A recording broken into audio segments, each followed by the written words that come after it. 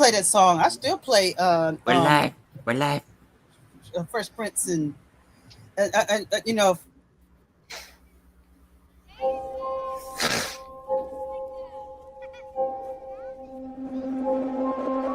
The top of every mountain is the bottom of another. The top of every mountain is the bottom of another. Run for cover, you'll discover some will thrive and others suffer. Cause the top of every mountain is the bottom of another. Ooh, don't wait, don't hesitate. Better speak the truth, let it resonate and let it detonate and get blown away. Till you keep on rising to a higher place.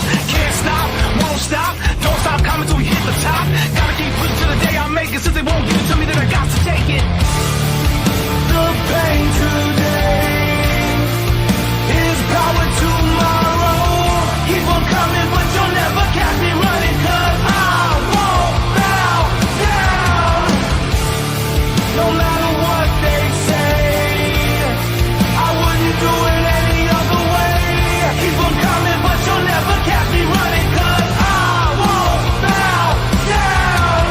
The top of every mountain is the bottom of another. The top of every mountain is the bottom of another. Not enough, they keep us smothered. Lower class, never the upper. Cause the top of every mountain is the bottom of.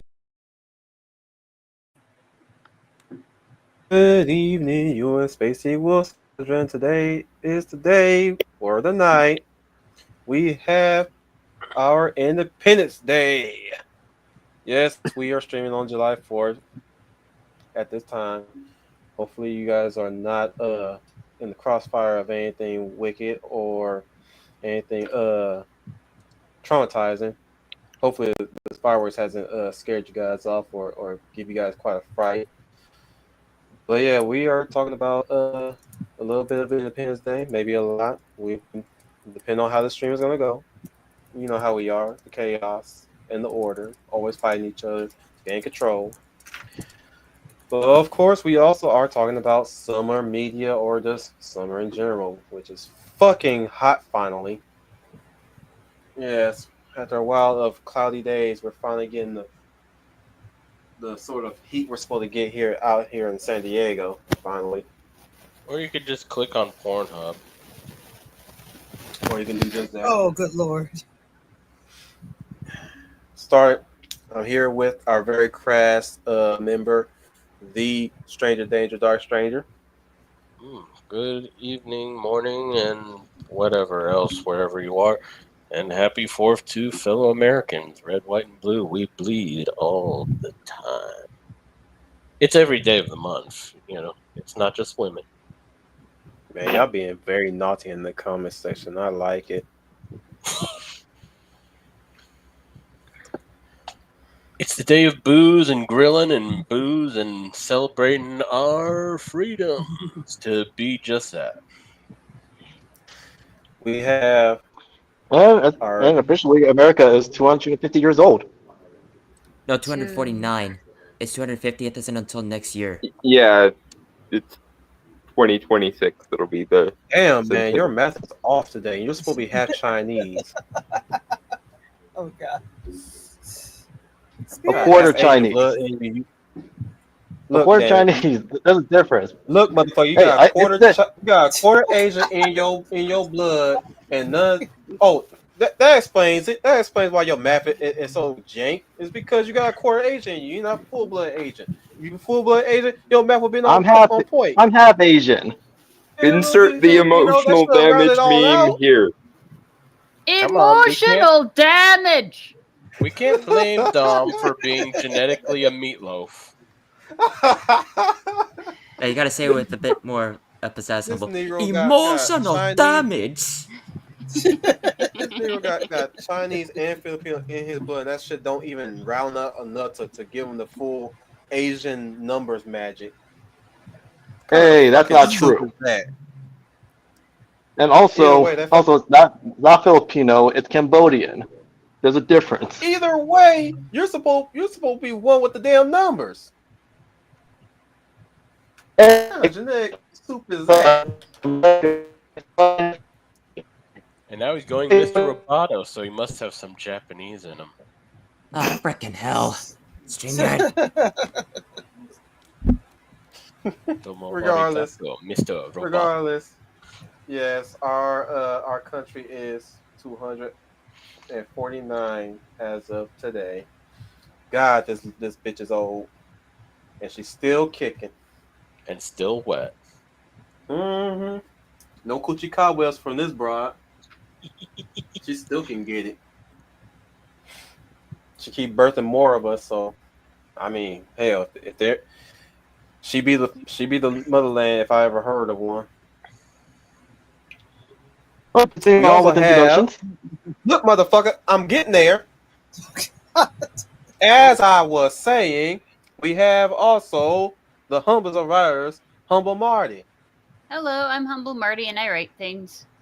That she does. She writes a whole bunch of things. We just don't know what it is until she tells us. Usually it's crazy. Next to her, well, actually, no. Yeah, next to her is our red powder keg, the Warrior of Light Final Fantasy fan 12. Greetings to viewers and my fellow Final Fantasy fans, this is Final Fantasy Fan 12 and welcome back to another live stream of the UN Spacey Wolf Squadron, and today we are back with another chill stream talking about summer media and Independence Day. That's part of a real millennials topic as well. We have the lovely Lady of Valor, who's just got done from jazz practice with the jazzy hands. No, I'm kidding. Leia plus size. No, actually, at our ready, we did the the boots on the ground line dance. It was fun. Anyway, if anybody knows that song, You know, what the I more mean. you explain it, the worse it gets. How is that? It's a song. It's a dance that you do. This guy's got this song out called "Boots on the Ground," and you do a You know, dance they and you can put your mistake hands that up. You know Put how your young hands people is, how dirty they are. They can mistake that as knocking the boots. Oh, forget it. Anybody out there knows what I'm. That's not what we were. Anybody out there knows the song. You got family that have done this hustle. You know what I'm talking about. Anybody, children included. Anyway, That's what she meant by everyone, Wolf. yes, well, forget it. He said It was- She didn't say everybody. She said anybody. As if anybody mean children too. You're turning it around. That's not what we did this afternoon at the park. Oh, And forget usually it. Dark What? one that's Art. doing the dirty minded stuff. I'm not. I said we did the hustle. If you notice, Says how the you one who actually has the you're dirty in a mind. crime enterprise? Dang. put your fans up, you do the routine. You go left, right, and then you put your hands up and noise. Put your hands up and When you took an interest in I like that this sounds like an this old is news to me. like game sheet. no, it is not. It's okay. We- Forget it. Jesus Christ, We guys. go I high get- end more often. Right, up, We get down, into some crazy triangle, stuff square. when we go high. It's a hustle. It's a hustle line dance. That's We what it's haven't called. even gotten through the intros yet, and we're already breaking down, folks. Yeah, Well, because Wolf has such a technically, fucking dirty mind, and he's accusing Yes. Leia of having a dirty mind. Well, Yeah, they got- technically, line dance is summer media. Yes. So I'll get into True. it. When we get into it, I'll get into it more. But let me get back to the introduction. Line dance. evening, human everyone. This is Story, centipede, storyteller, how are you doing? Good evening. Sorry, just excited to see her. Oh, Good oh evening, wow. everyone. Oh This wow. This is Leia Plus Size, your lovely Oh. Lady of Valor, and welcome to our stream in which I believe we're going to be talking about all things summertime and 4th of July. And I hope all of you are having a safe and happy holiday because there's been some really strong inclement weather in some areas. I know in Michigan we are on fire here, but I hope everybody's doing all right. And I want to say I hope you enjoy the show, but the way we're sounding right now, who knows what direction this will go into. So put your seatbelts on. No, get your Hey, boots fine. on the ground and This is- get in line. Dark, that is a And that was song. right That on is a cue. line song. And if you drink Final, Oh, watermelon final. flow. And I said that was right on cue. Final. I was just like, and someone's gonna insert a dirty joke right there, and Dark Stranger just took that. That was right on cue. While I'm in Final. it, I'm gonna look Are up you this trying to song. Shoot your Is there- shot with Star Storyteller because now it's time to do so. You already got her blushing. What? She was fun to be around alongside Janelle. I like hanging around those two. Oh, I you don't have understand. when is this developed? All this time we've been bragging on you about being single, and you mean to tell you've been hit? Oh my God. I did. Where'd he go? And He he's just had StreamYard a cut brain Wolf aneurysm. off. Wow. StreamYard. God damn it, StreamYard, fix your it's not servers. StreamYard. It's not StreamYard. It was just him. He just couldn't handle the fact that Final is sleeping with a married woman and Oh, good some Lord. other woman. Final would never I'm do that. joking, Final of is course. a decent No. young man. I'm not implying anything. I'm just joking Then why'd you say that anyway? because I'm joking. Good evening, people. Our moral of the story is do not believe everything you hear on the internet. Indeed. Thank you. Humble. If they haven't figured that out by now, they're already too far gone. I'm afraid. As soon as That's- Wolf, That's why the flat Earth contingent Stop of this, people is guy. on the rise in 2025 of all things. Hey, Wolf, you back? You good? You still his furry? avatar's Can not y'all up, hear me though. now? Yeah, Yeah, we can hear you. Your avatar's not loading up. It you're will. white now. Welcome to the stream- party. StreamYard is acting wonky. See, you got an opening right here. She's a divorcee. She's looking bewildered. I cannot believe you. What can I say? I like to play matchmaker. I'm going to look for the boots on the ground video so I can show you guys this is a line dance. Hey, we believe you. We just hazing you. You know what we do when we don't see people for a couple of weeks. We haze them. But we have. I think we just See. explained to everybody here. Did we get? No, did we get done? We didn't No, get you the didn't get authenticate. authenticator. No, he did. He did.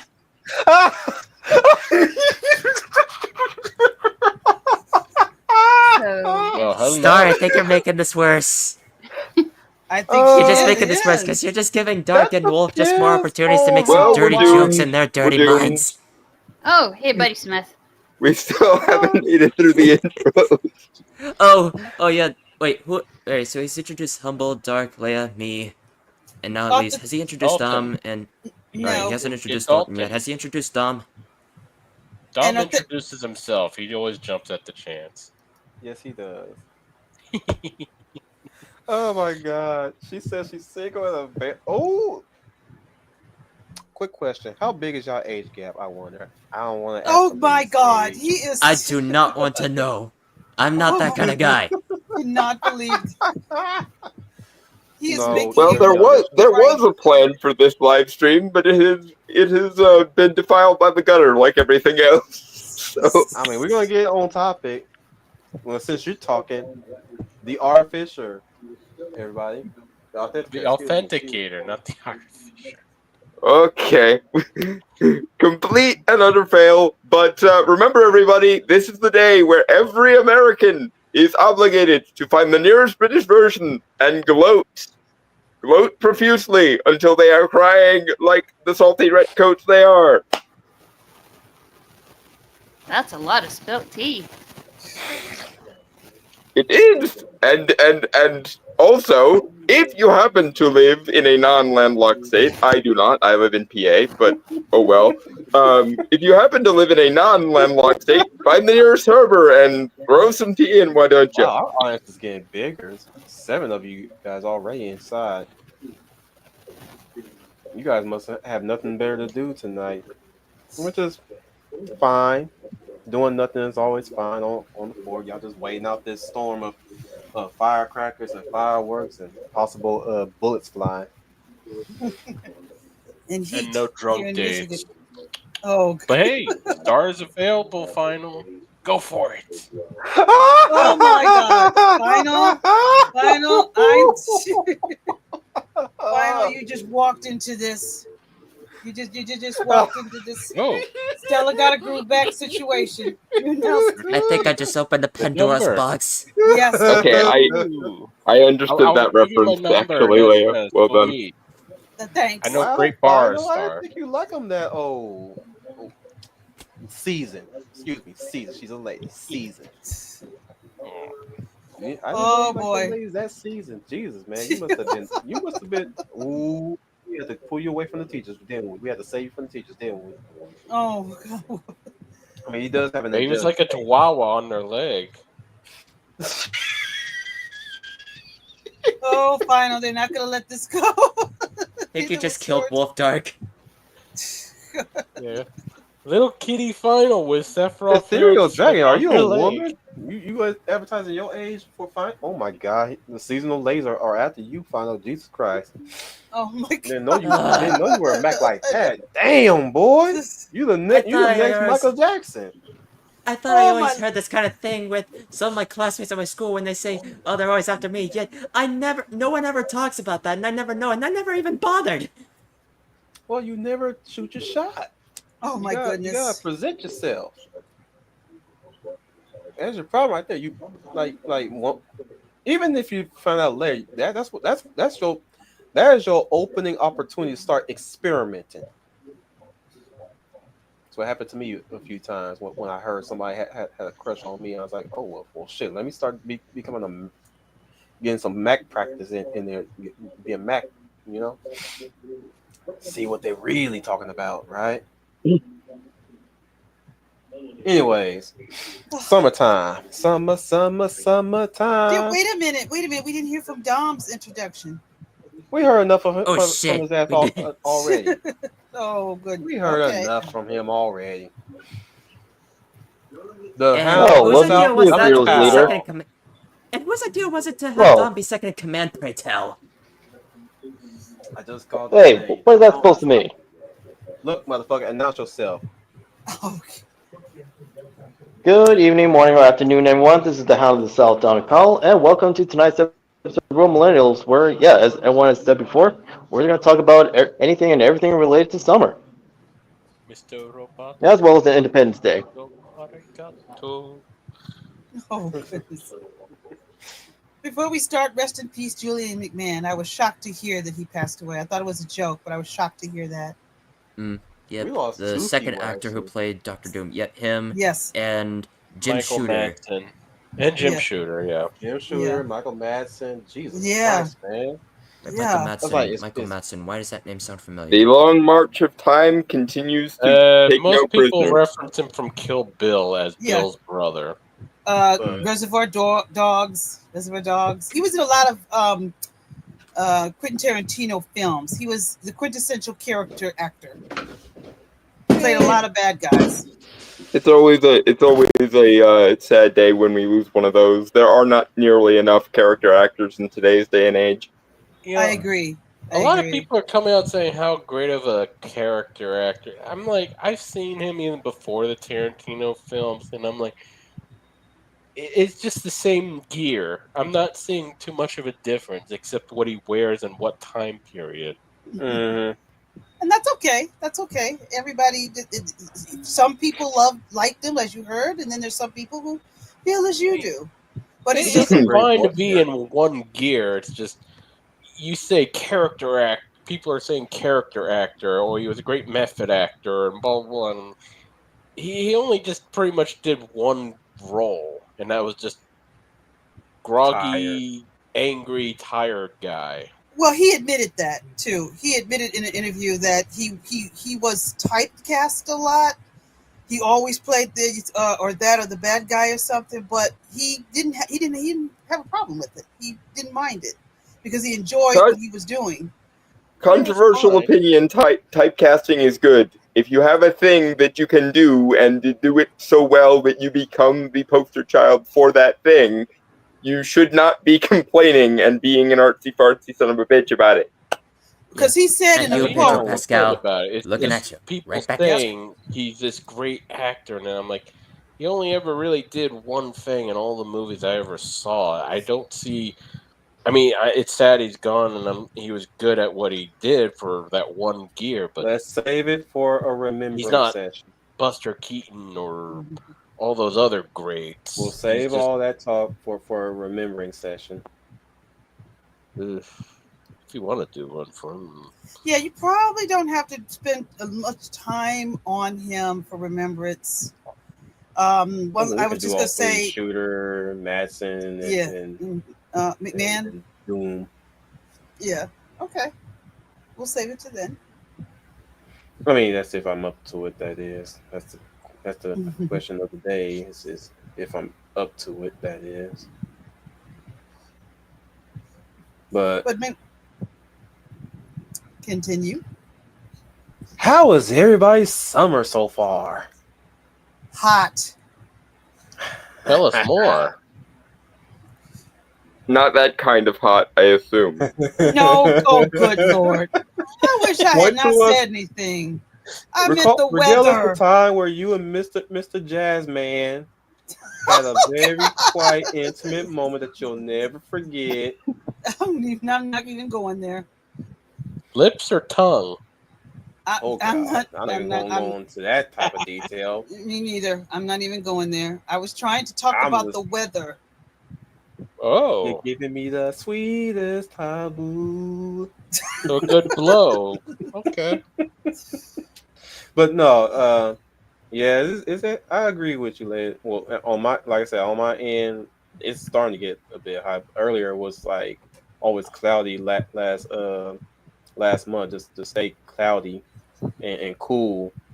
Though With a chance for we have it, meatballs. yeah. Though we did have a few breezes here. Everyone, oh, we have Evie here too. Holy shit. Yeah, yep. You guys are really. Anyways, And then yes, you'll have probably. PewDiePie and his how much subscriber count does he have now? 6 million? 20 million? I don't Or care. did he break the billion part? I don't care. A bunch. I will say my work has Enough been that he will blowing up. never have to do any other type of job ever again, probably. I will say that our customers have been quite sizable of late. We have been really been swamped with families visiting for summer, and pretty soon the next holidays, possibly maybe somewhere around Thanksgiving. We might get another influx in stays, but man, are we going to get a big checkout this Sunday? And I'm not even sure how that's going to turn out so far. But hey, I got some free food today. Oh, I mean, man, I hope these customers come back next year because they were cool. I got adopted, figuratively. I got They got chip you adopted. and put a tag on you? I got adopted during my lunch break. This multicultural family just invited me over to their little breakfast cookout, and I just ate some nice breakfast, some eggs and pancakes and bacon from the bacon that looked like they came from the meat market, which is really really great. Oh my goodness, that bacon tastes good. Nice thick cut. Chew. Very Definitely good chewy. meat market. Yeah, it's definitely meat market. I was like, oh, you got that meat market bacon. Oh my god, and I cried. Oh yeah, I cried because it felt like I was I was part of a family that never gave birth to me. Aww. Yeah, we swapped some. We had a conversation with the matriarch of the patriarch of the family. You know, and give him a little bit of my backstory. Told him how life is good and how the work is. One of them asked me if I was interested in joining the Navy, which I'm not. I told him I'm fine working recreation for you guys already. It's kind of funny that how I tried to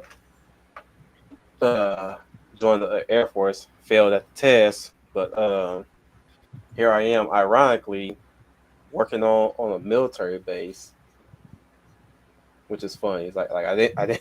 It's like I didn't make it to the actual military, but here I am working for them or working with them rather. You know, which is hilarious, very hilarious. but also humbling all at the same time. I'm very thankful of the jobs that I do when I apply and get hired into the jobs within the base. You know what I'm saying? Hmm. And then I got free food from another family who had their own little private cookout. I'm a little miffed at the fact that they dumped some stuff in the cigarette ash one of those ash things where you put your cigarette butts in. I'm a little miffed at that because I gotta clean that tomorrow. And I don't know how I'm gonna do it. I don't even know what it is. I hope it ain't grease. But I wasn't too mad because hey, they gave me free food and I invited my coworkers to grab some free food too. Most of them did. So that was a very eventful day today, and got to chill with my crows today too a little bit. Mm. Marv was actually was actually feeling comfortable eating around near me, near my feet at least. Not close enough yet, but we're getting there. He's getting there. He's getting comfortable eating around my feet. Lucille, as usual, is always playing lookout, and as soon as I got Marv away from her, and she got on the ground, I start feeding her now. It's like Marv, you need to stop being so greedy and let Lucille partake. Then no, ethereal. I just named him Marv because that's what came to mind when when we start interacting. I just gave him the name Marv. If nothing else, if I had to tie it to a character, it would be Marv from Sin City because he does have a few scars on his body from all the fights he's been through. But yeah, To be hang with fair, my that probably also applies to Marv from Home Alone after Kevin gets through with him. Well, yeah, that was also the original idea because when he was together with Larry, I was gonna I was gonna christen them those names because of the Wet Bandits. You know, but yeah, today was pretty eventful, and I almost got hit by a tree branch. What? Oh my God. The ants are marching one by one, hurrah! I mean, I was on my way to my designated building, which I call the ISO building, and suddenly I'm hearing wood creaking and crackling and stuff, and I thought it was one of the crows picking at the one of the branches, right? So I paused to see if a crow was perching and watching me, and then suddenly this branch just fall right in front of me. Like I took like 2 steps to stop, and then it just straight fall right in front of me, like I was in a cartoon that just that barely like stopped briefly, and a thing falling from hyperspace, sorry, subspace, just falls right in front of me. Like damn, that could have So ruined my day. you either pissed off a Leshy or it's the beginning of the happening and the trees are fighting back. It's a Yeah, sign. I don't know. It wasn't a big branch. Not yet, Star. They're I'm working on earning their trust first. For now, I'm working on earning their trust and getting them to be comfortable around me. So it's a long process. I started around, I believe, May, transitioning to June, and now July so far.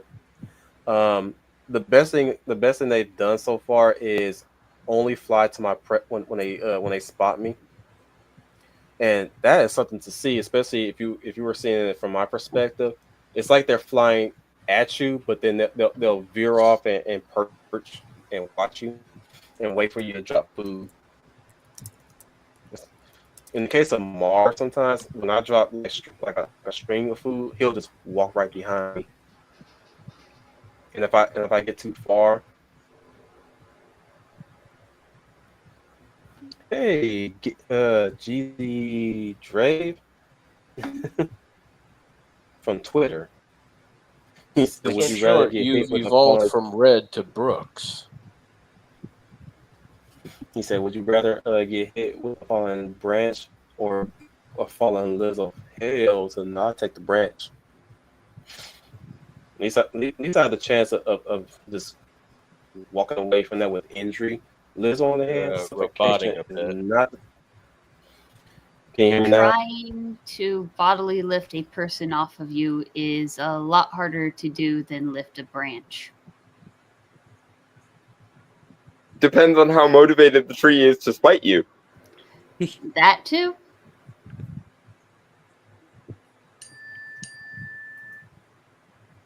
What's that ding? I don't know. It wasn't me. Wolf disappear. Did he disappear again? Yep. Yes. Yeah, he was having audio issues. Technical difficulties. Streamlord is being kind of funky today, Well- so I feel for him. Being kind of Isn't wonky today. StreamYard a Californian company? No wonder it's anti-American. But tish. Oh.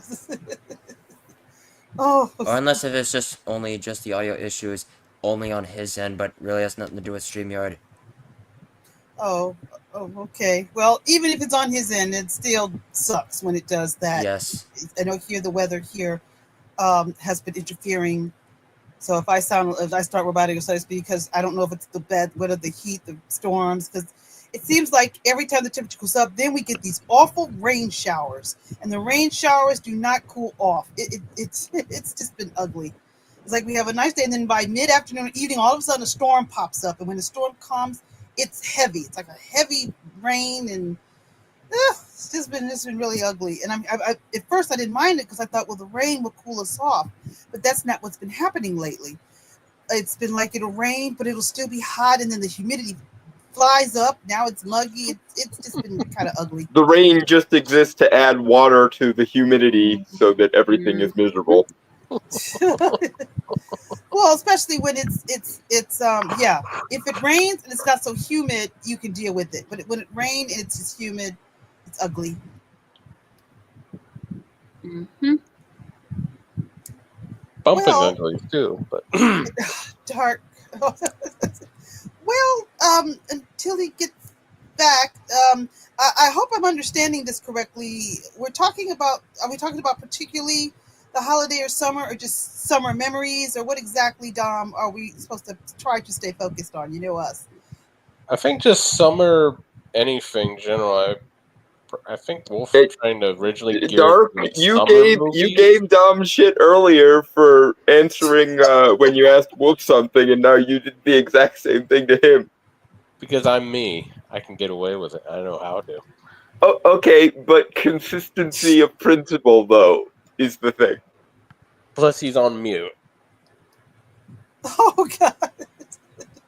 Well, I was going to say that I just think back to the summers from back in the day in the 80s, when, of course, when you looked forward to going to the movies, you know, the summer blockbusters, when you had one great big film, okay, but then you had other little films that got you excited. Like I remember the year like when Raiders of the Lost Ark came out, and 84. 84. You also had, I believe that was Beverly Hills Cop as well. No, that was December. That wasn't during the summer.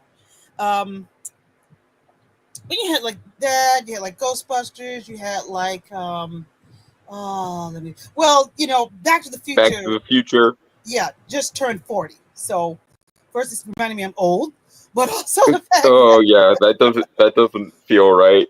Yeah, I just said I'm still in the mindset where the 80s was 20 years ago, and I will not be taking questions at this time from time itself. Like, no, the 80s was 20 years ago, and I maintain that, and I will maintain that until I die. God damn it! And then That's you the wake same up kind of one morning and conversation. look in the mirror and like, oh. That's the same kind of Oh. thing that happened when I was talking to my mom when I've been saying this from time to time that we want to watch a movie with my family, specifically with the first the original live action Teenage Mutant Ninja Turtles, just to celebrate I think at that time was the 30th anniversary of when the first appearance of the comics came to be. It was just like, great, now I'm old now. It's like, wait, what?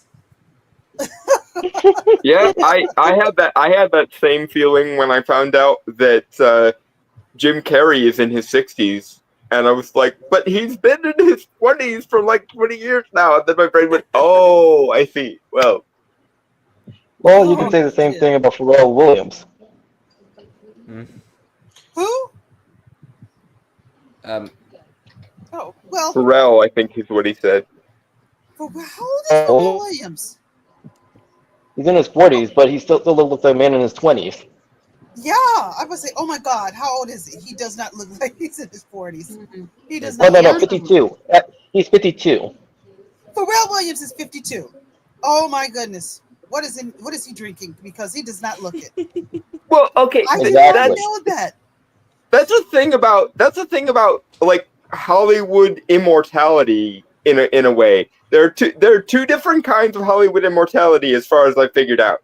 There's the young people who look young for multiple decades and just freeze in their 20s.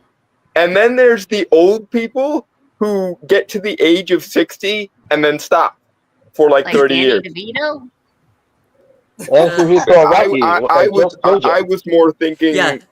as far as the second type of like people like Patrick Stewart, who's looked basically like Captain Picard for the last 30 years, and no visible changes have occurred to his outside. Whereas the first type, the There's no poster fake. child for the first type of immortality, the ones that stay in their like late teens, early 20s for 30 years, probably Robbie Arnell is the perfect example of that. He's been playing a high schooler for the last 40 years, roughly. Speaking of the best captain, Kirk, William Shatner is in his 90s, and yet you compare that to, he's just I think he's a little older than Eastwood, or he's just a little younger, but they're still in that same range.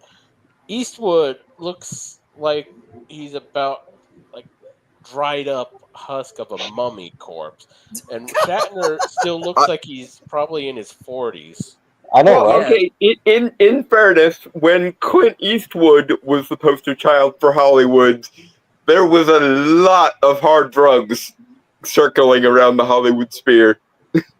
Whereas at that point in his career, Shatner was still mostly a theater actor. I think that might be part of the difference. And I double checked, and it turns out Eastwood is only a year older than Shatner. He's 95, while Shatner's 94. Yeah. The hardcore 80s Hollywood hedonism probably is what did Clint in there. And Dom, now that you mentioned Hirohiko Araki, I was about to think about, I said, yeah, or even just someone like Hirohiko Araki, because everyone else jokes at how he looks like he's not even aged one bit. You And can say he's the still same thing making, and he's still I know, making more right? chapters for JoJo's Bizarre Adventure. JoJo. Yeah, no, he keeps himself in good shape, which is something that people should aspire, especially as they get older. Well, I mean, he's also Japanese, and the Japanese made some kind of deal with a Shinto deity of immortality 50 years ago after the bombs, and just decided to stop aging entirely. Bullshit. We've Like- all seen George Takei. He looks no different than Eastwood. Yeah. Well, that's probably the difference because George- is. Well, the difference ahead. is between Eastwood and Takei is Eastwood, he's not an a-hole like Takei. No, Takei just likes filling in a-holes. both of you to assume he's the one doing the filling. Oh my Something. goodness. Anyway. Well, he did like playing with his sword and stabbing it in people, so... Oh goodness. Right, but I think he's gotten way too much practice at the phrase "oh my" Unless for James that not Doohan to be set what up he those says straight when that he couldn't take it, actually play with his sword and stick it in him. Like, if you know that story, where he was swinging around like an idiot for practice. Yes, Yes, which I know the Sulu. I know the Sulu episode you're referring to. Yes, But No, I mean the behind the scenes. No, behind the scenes. Kay's It actually playing with the sword recklessly, and he almost takes out James Doohan's eye, literally. yeah. I've heard that story. I've heard that story before. It But pissed him off the holy hell. Point yeah, very being, I think the phrase "oh my" is probably what happens when his significant other gets off in him. Oh, jeez. If I would put money on it. There is a less than there is like a 90% chance, and I will maintain this, that at least once while he's been engaging in some sexy time, the phrase "oh my" was his oh phrase. Kinky. Once again, well, I mean, moving on from that, well, before his death, Great. still like Now I Prince. know the exact dirty. Great. Now I can't even look at the phrase "oh my" the same way anymore when Eon says it in Kyoryuger. Oh, jeez. Well, I'll say, moving on from that, before his death, like Prince looked like he hardly aged. Yeah, that's true. He was in pretty good shape before his death, and even though I knew he had seizures a lot, you're right. He still looked he still looked out himself. Yeah, you're right about that. He still looked like a man in his 30s. Yeah, he did. Mm-hmm. And he still had the energy of a man in his 30s. He was still touring and doing concerts and making music. So maybe is it something? Is there a magical formula in the performing arts that maybe keeps people in their own way young? Mel Brooks, is Mel Brooks older or younger than William Shatner? Mel Brooks got to be in his older. 90s. Yeah, he's older. Okay. Yeah, because Brooks, he was born About as old. 99. He's like 99. Yeah, he's 99. He's about a century old. Oh, And my. he's still working because he's making the Spaceballs 2 thing. So Oh, man. he's now working after. And I mean, people say, "Oh, well, he did a History of the World Part 2." Like, no, he was just a part of that. Because if he actually wrote that, it'd probably have been a little more tolerable. Who are we talking Right. about? but it's just Mel amazing Brooks. at entering the century mark. He's still maybe writing, but his sense of humor has never dropped. well, I mean, No. Betty White was the same way. She made it to 99, and she She was almost still- hit the 100 mark. Yeah. did she? No, I said she almost hit 100, but Yeah, she unfortunately I was gonna say, because as I remember it, and I remember this very particularly, she died like a month before her 100th birthday, and my mom and I were sitting there talking about how if she had just hung on for that one extra month, it would have made all the difference. Right. Yeah, she was just a month shy of 100. So I was just saying, and Mel Brooks is, I don't know when his birthday is, but it just amazes me that I can't say I'm a full Mel Brooks fan, but just the fact that he's near 100 and he still has his sense of humor, it hasn't really died down. And the fact that he wants to work on another project is amazing. His humor is still there. I think that might be a factor in the just sheer like physiognomy of it. If you lose your soul, it ages you very, very quickly. And I mean losing the soul in the like metaphorical sense, but also in the literal sense. But if you maintain like what makes you a decent person, despite all, it tends to keep you young because there's still a spark of life left in you. Whereas some people, let's be real, die long before their death, and they basically become a hollowed out shell of themselves. Looking at you, Neil Gaiman.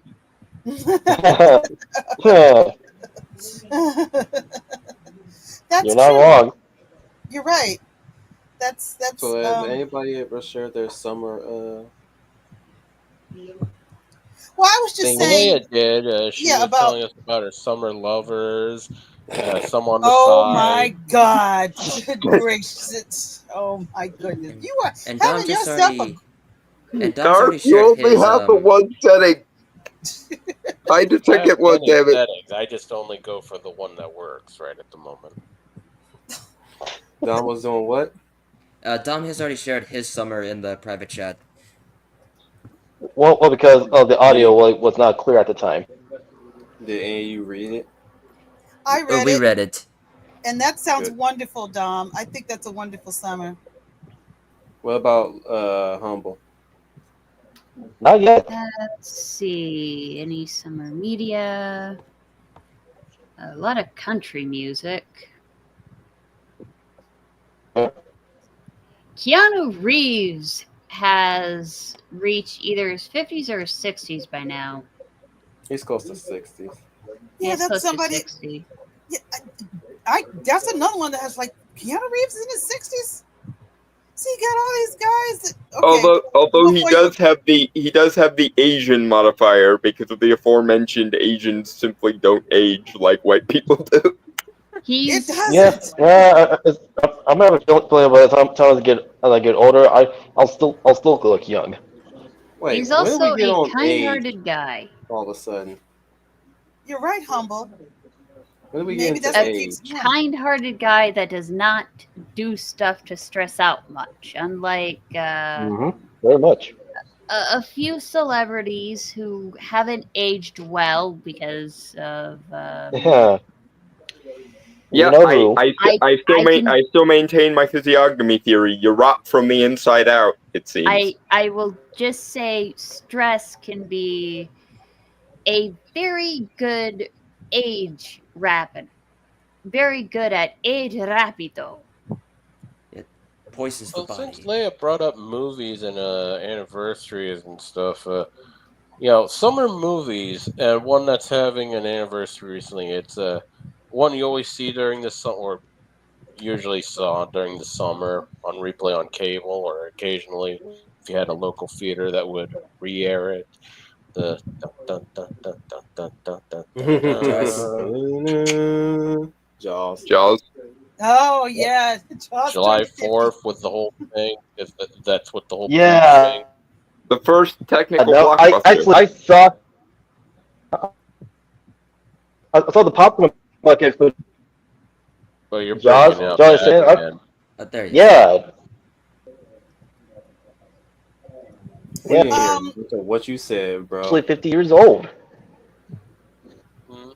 Yeah, Jaws is another anniversary. It is 50 years old. But the point I'm making, I did not see the first one till it came to television because I was too young to see it when it first came out. But my parents went to see it, and I heard in the other room my dad talking about it and how much he really enjoyed it. And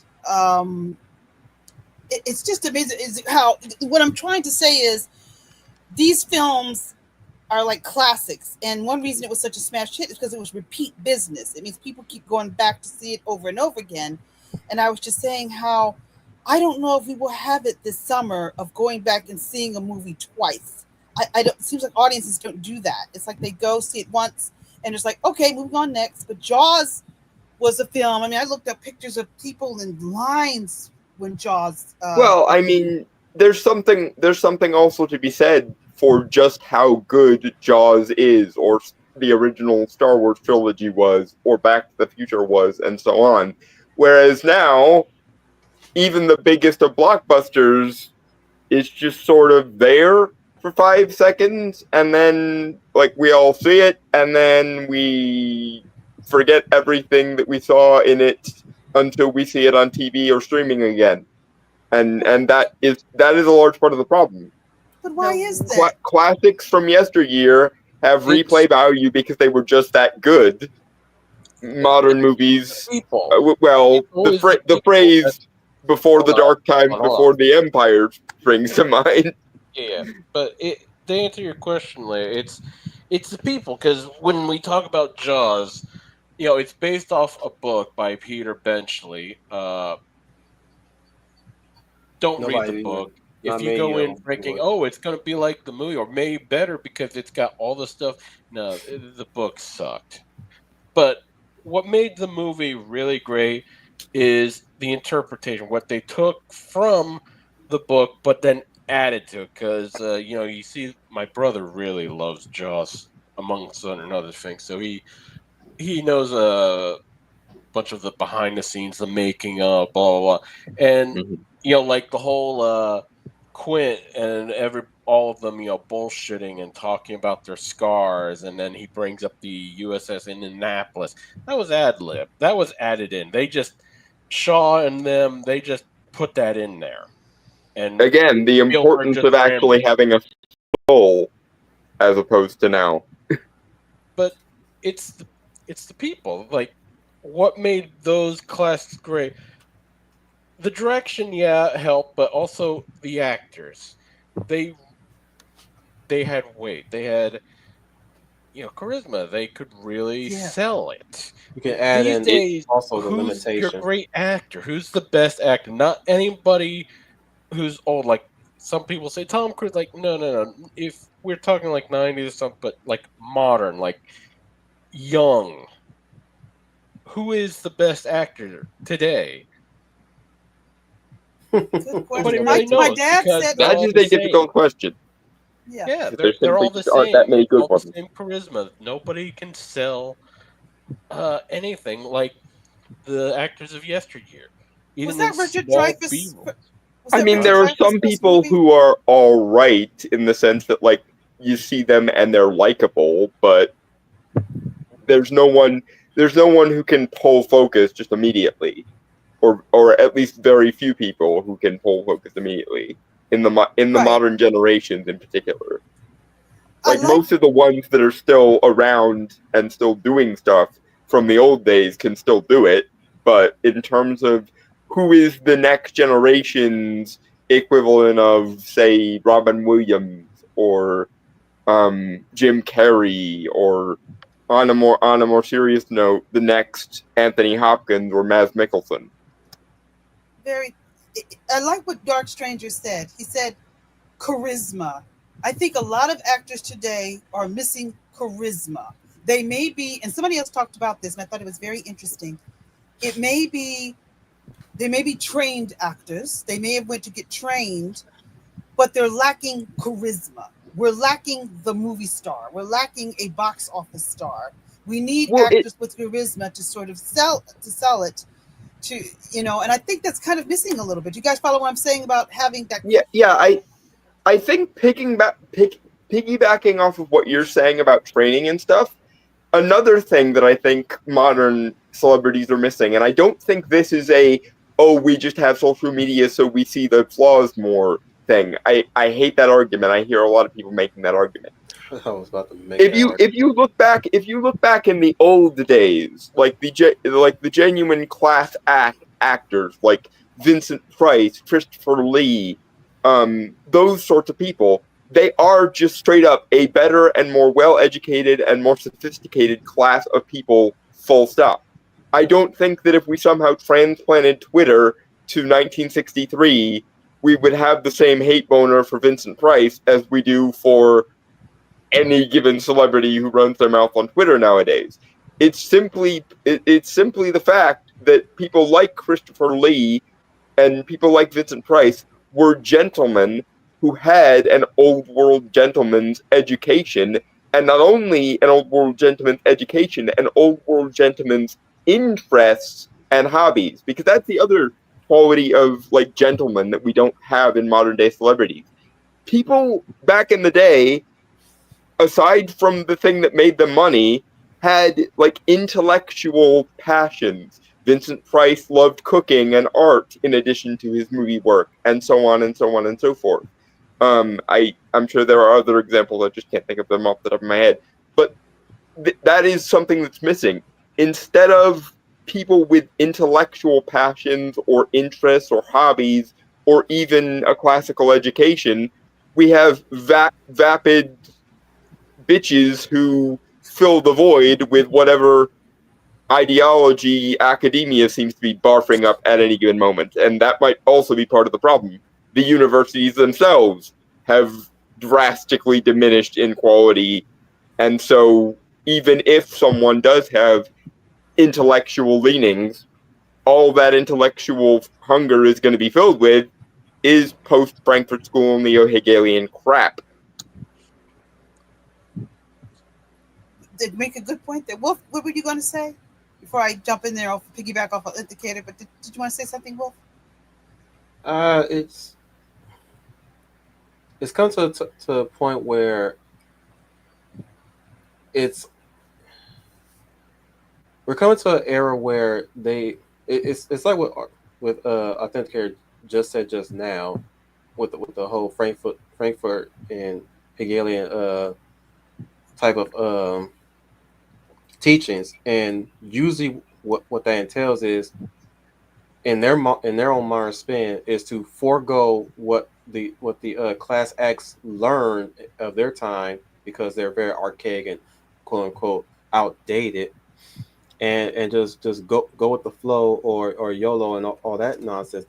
This infantilization mindset and childish viewpoints at times really just doesn't attract people. Really, it's very unattractive to people. Also, It's the other problem, imitation. A lot of people that say, too. "Oh, well, Eastwood's son or Nicholson's son, they're making it big they're just doing what their dads did." Like, I'm not trying to slight Nicholson's son or anything, but I'm watching his act and I'm like, you're doing your dad. You're doing an impression of your dad. I Yeah. don't want your dad. I'm supposed They're to be toys seeing you. and carbon copies of people at this point. They're pretty much molded now. They're not really growing into their own. What are you gonna say, Authenticator? I was just gonna piggyback off something you were saying about the whole childishness thing. I don't even think it's necessarily a childishness thing because they don't have the positive qualities of children. Yeah. And it goes back to kind of the neo-Hegelian deconstructionist crap.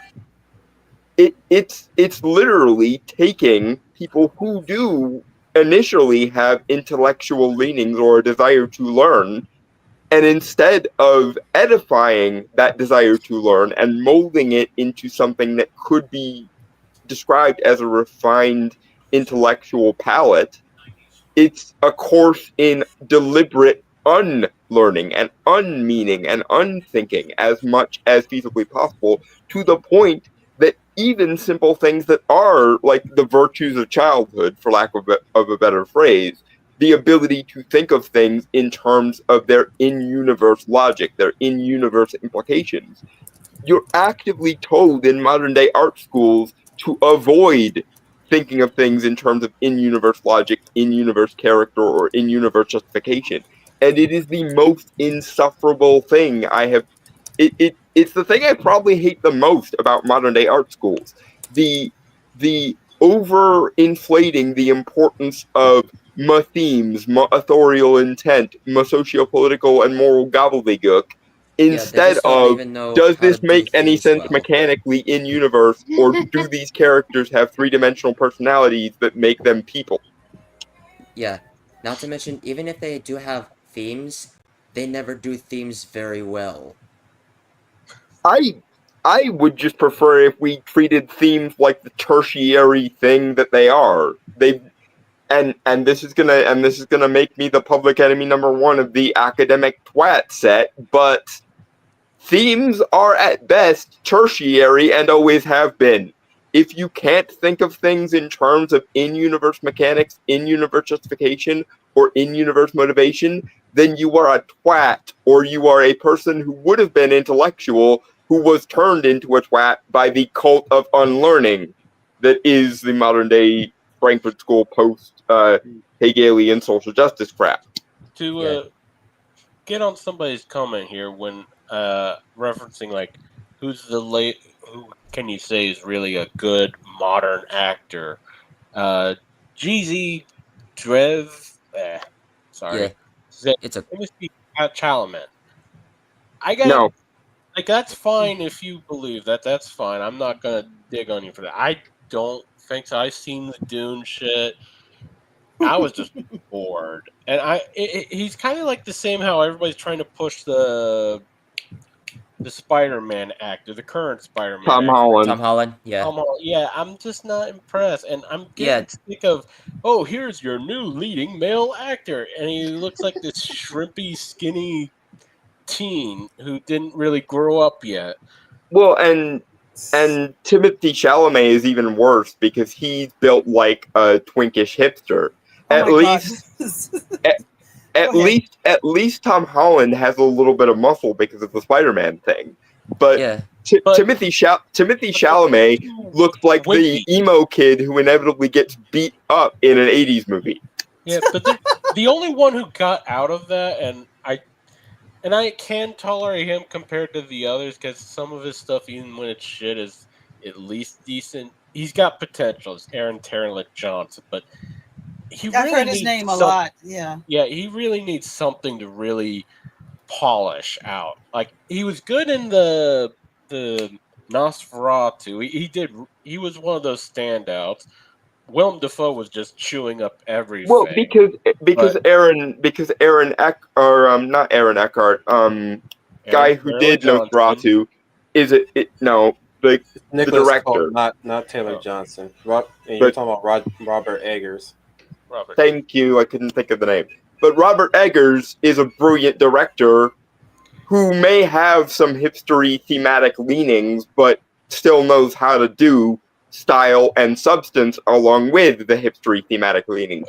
And that is one thing I will say for Timothy Chalamet, because for those that don't know, I viscerally, deeply, with a passion, hate the Denis Villeneuve Dune movies. I hate them so much. They are missing everything that made Dune good. But that is a large part of the problem with Timothy Chalamet. Because he is popular with hipstery art house twats, he's frequently forced to play up to his hipstery emo tendencies instead of learning how to work without them. And I know because Paul King took Timothy Chalamet and gave us Wonka, and he was amazing in that and actually was exceedingly likable in that, which is not something I could ever say about his version of Paul Atreides, because Denis Villeneuve is a pseudo wannabe Christopher Nolan, and I didn't even like Christopher Nolan the first time I saw it, let alone the second and third time I saw it, in the form of Denis Villeneuve and Chloe Zhao, the woman who did Eternals. Never even liked his She performance. just as wanted to Wonka. be Denis Villeneuve, and Denis Villeneuve just agree wants to with be you, Christopher fine. Nolan. Because, dude, that is, even with his performance of Pure Imagination, it is just, dude, you need some work on your singing. Because that is the worst You're never performance gonna I've Yeah, seen they of didn't. Pure They didn't. Imagination. They didn't teach him how to. They didn't teach him how to sing, and that's a problem. But Yeah.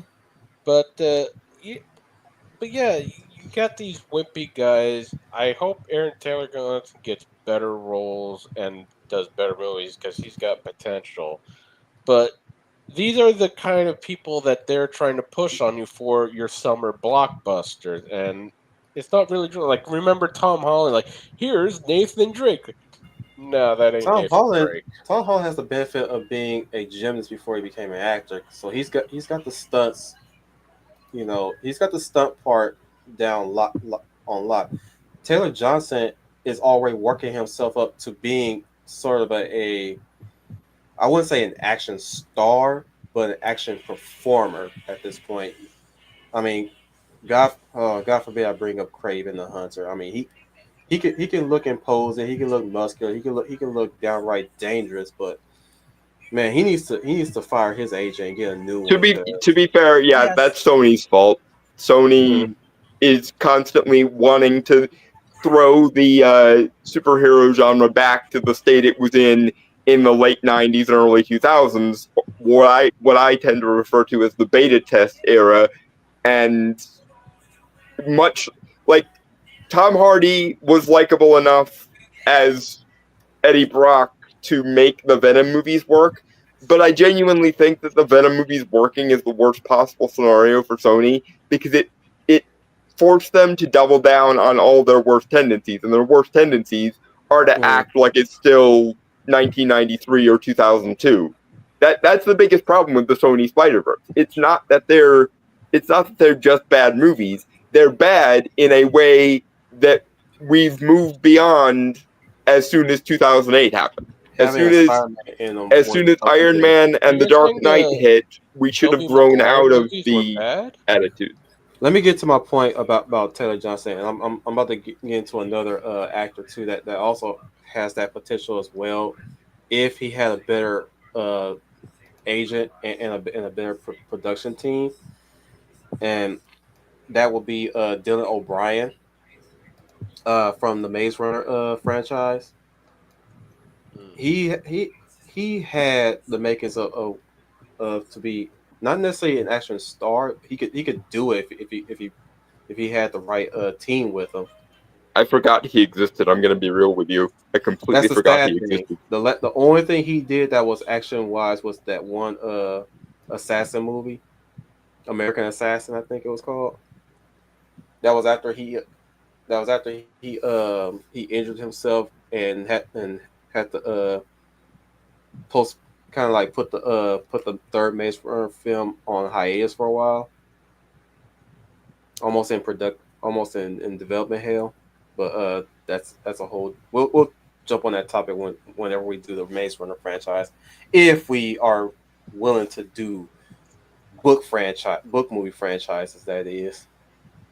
I mean, we did do the Lord of the Rings and the Hobbit, so I'm that's still in the cards. But what I'm saying is, of the young actors I can think of that can have a face for what what's going to carry over after our greats pass away, all of our greats, which is not going to be happening quickly enough as we would like to think. Not really. Those two are keeping my eye out for mostly. Next one will be Michael B. Jordan. Even though we need to tear his ass away from Ryan Coogler, he needs to not fall back on Ryan Coogler for good filming.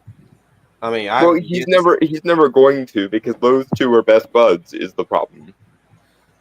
I understand that. Just let him breathe with another director at least for a while. It's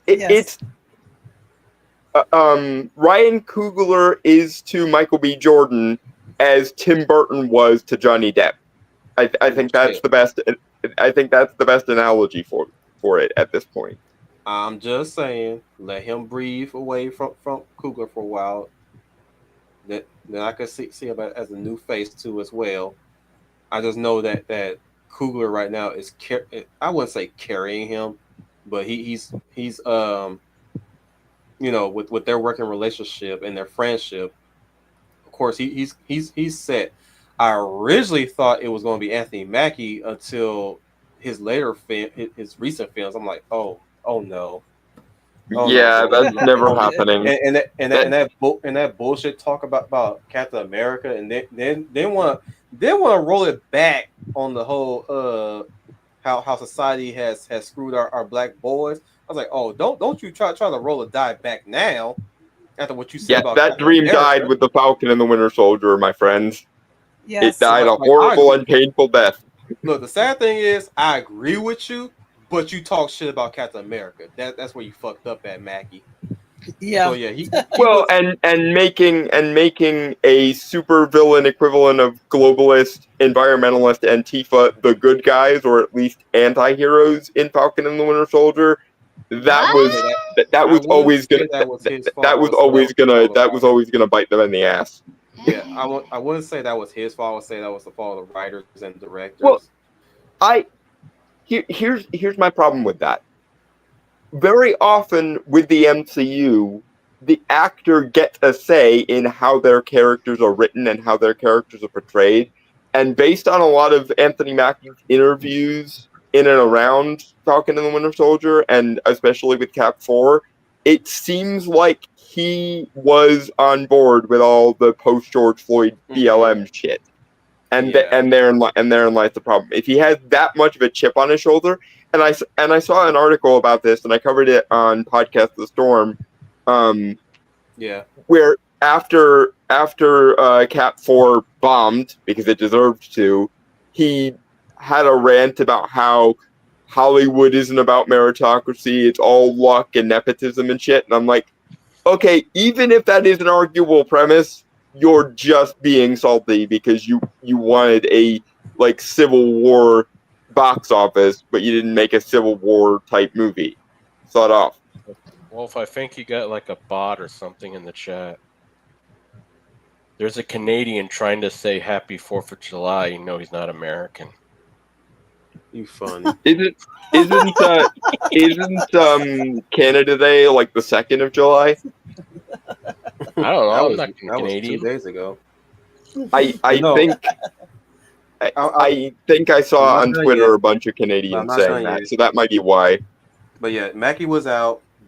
Yeah. Jordan's still in. He's still kind of in. You know, he keeps his mouth shut on a lot of things, it seems, which is good. I really do believe that he's practicing being a class act on his own. Tom Holland, iffy, questionable. He's at least likable, which is better than I can say for a lot of people. I'm still What on the about- boys. I'm gonna get on the girls pretty soon, but I'm still on the boys right now. Okay, go ahead. So Continue. far, Carl Urban is another one, but again, I think what's probably going to really make him the it guy permanently would be if they finally get around to doing that Mega City 1 show that he's been wanting to do for so long so far after Dredd. He wants to be Dredd again. He wants to be Judge Dredd again, obviously. Well, because Dredd was freaking amazing and he was perfect as it. Like, Hang on, Authenticator. My next one is Sebastian Stan. And so far, they haven't really been doing him any fucking favors. This man, No, they have not. He's been one. I really do believe that this man is desperate enough to try to get something in there I don't think he's looking for stardom per se, and that's what's really gonna help him out. Be the recognizable face because he's so down to earth, you know. well, it might either I like help him him as or an actor. it might either help him or hinder him, because when you first said that, my first thought was he doesn't have the ambition to be that kind of actor. True. By which I mean he simply doesn't want to be. So it would be a shame to force him into that role Let me if get he to the doesn't next want to one. be that kind of actor. I'm powering through. Let me get to the next one. Chris Pratt. Chris Pratt, he's got the same thing that Sebastian Stan got against him too. He's not ambitious enough either. It would have been Chris Hemsworth, but Chris Hemsworth seemed to be going his own way now. So I don't know what he wants to do after Thor now. He's saying goodbye to Thor. You know, Thor made him the star that he is and the recognizable face, unlike his brother, who I thought it was Star Trek. right. Wah, wah, wah, wah. Who somebody mentioned him in the comments. Somebody mentioned him in the comments, but oh yeah, But shouldn't Jason Pratt be a star right now? Don't you think part of it is the business? Because let me tell you this: all I'm Pratt saying has is great charisma. he is too down to earth to be the it guy right now. He's also conservative, which Hollywood machinery being what it is Yeah. haram. I But knew right it was quick something on like Chris that. Pratt, like, I don't think he's probably got some talent, but I'm not really impressed. Like, okay, you got the whole not Star-Lord. I'm sorry, it doesn't really seem Star-Lordy to me, but he's fine in that, I guess, but his other work, it's just, the Tomorrow War. They still fap about the Tomorrow. I'm like, ugh. I'm gonna His stuff is all over the place to really place him in anywhere. I'm gonna agree with Dark on this one. It seems like he only has one mode, and that mode is the mode we saw in Guardians. So his heyday as an actor, like his peak of popularity was like 2018-ish. And especially given how they have utterly just run the Jurassic World franchise into the ground and below it. I don't foresee, like, Star-Lord is over. He might still be able to make some waves in being the voice actor for Mario and Garfield, but frankly, the only thing that those movies did was convince me he was the wrong voice actor for those two roles. And some voice work though. And Jurassic World is toileting right about now, so I'm not sure where he goes from here. Well, Okay, see, I moving see. on. Okay, well, we'll come back to that later. I'm just gonna say I see Pratt like Harrison Ford, because if they replaced Ford with Pratt as Indiana Jones, I don't think I would mind it. I would mind him being a replacement Indy, but what they should have done and what they could have done, because they already set it up in Indy 4, as much as we all, don't like reminding ourselves that Kingdom of the Crystal Skull was a thing, they should bring Chris Pratt in as an older and more seasoned version of Shia LaBeouf's character and pass the actual torch of Indy. But Indy Jr. how do you explain the brown hair to ginger? They can dye his hair. Yeah. I didn't know Chris Pratt was a ginger, so that solves itself pretty succinctly. But like I was saying, just very quick back on Pratt, most of his other thing, it's all over the place. The only good thing that I actually like, that I was really impressed with him, and if he could do more stuff like that, that would be great, was the Terminal List. Yeah. If you've seen it, that was very good. I saw it. Henry now that you Cavill is mention- Harry Cavill. Sorry, Wolf. Now that you guys mentioned Chris Pratt, and that he's always stuck in one mode, there was one Now, thing. speaking of how shit his popularity is, but y'all can't stop talking about him, can ya? Well, I think he's a guy. I don't understand why I know he's you're not a sick bigger and star tired than of he talking is. about. I know you're sick and tired of hearing about Chris Pratt, but I'm getting somewhere here. I'm Okay. speeding through this, guys. We got another hour of this. Okay. Well, let Final get his point in, and then we will move on then next to your list. MILF? We gotta get to the girls' No. list. Wow. No, it's about other actors. Because now that you mentioned Chris Pratt, there's already another video that I just saw where there's, like, every other actor nowadays has always been playing themselves. And Wolf, you talked about this some time ago, that they're just always playing themselves. Like, Chris Pratt is always just playing the lovable loser. Because apparently Zendaya, she's always playing the bitch. Can't act. But go ahead, Final. I'm sorry. Jack Black playing as a clown, a bit unlike Jim Carrey. Playing as the character from School of Rock over and over again, basically. Yes. Yes. Yeah. Although I do like his performance as Poe in the Kung Fu Panda movies, but every other movie is just no. Well, in fairness to Jack Black there, I think that movie was made with him in mind, and that's why he fits Poe so well. Yeah. The only good role he had was the Jackal. Mm-hmm. Where he If gets, you know where he gets that blown to scene. pieces. Oh no, he gets cut in half. I don't He goes to necessarily. pieces regardless. I don't necessarily Willis mind of all people. when actors. I don't necessarily mind when actors play themselves in kind of the same vein as I'm pro typecasting. If you're good at doing a thing and people need that thing done, you should be the go-to voice for that thing. Yeah. But the issue when I see somebody mention Henry Cavill here is the few good actors there are, and by good actors I mean good people as well as talented performers. They get shafted by Hollywood being rotted from within by the aforesaid art school crap. Or That's the license owner have specific interests, like, I see talk Henry Cavill is next Bond. Yeah, well, Pierce Brosnan had like 2 or 3 more in him, and he got shafted for whatever. I the don't fucking want thing Cavill is. to be Bond. I want Cavill. That's I want because Cavill to Milf. be Bond because he wants to. He is a fanboy and he wants to play iconic characters. And if the directors and writers would let him play the characters as written, and not in whatever warped way they need them to play the character, he would be amazing in basically any iconic role he wants to play because he is that much of a fanboy. That's why he basically saved Geralt from the writer's incompetence with The Witcher, and I still want to see one movie at least where he's actually allowed to play Superman as Superman is as a character instead of the edgelord Randian objectivist crap that Zack Snyder insisted on him being.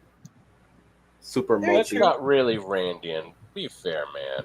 That's just the cult that takes her No, work. and I just know, runs with it I like know a Zack, religion. I know Zack Snyder is a Randian poser. I'm not blaming Randian objectivism for anything. I'm blaming Zack Snyder's particular bastardized version of Randian objectivism for the catastrophe that was Man of Steel, and the trying to force what Zack Snyder thinks Randian objectivism is onto a character that is basically categorically the opposite of Randian objectivism, because Randian objectivism is all about the virtues of self-interest and being a self-made man and so We're on, not gonna and harp on it. Superman is Yeah, all yeah. about the altruism, idealism, and compassion to a fault that Ayn Rand was specifically criticizing when she made Randian objectivism. Much.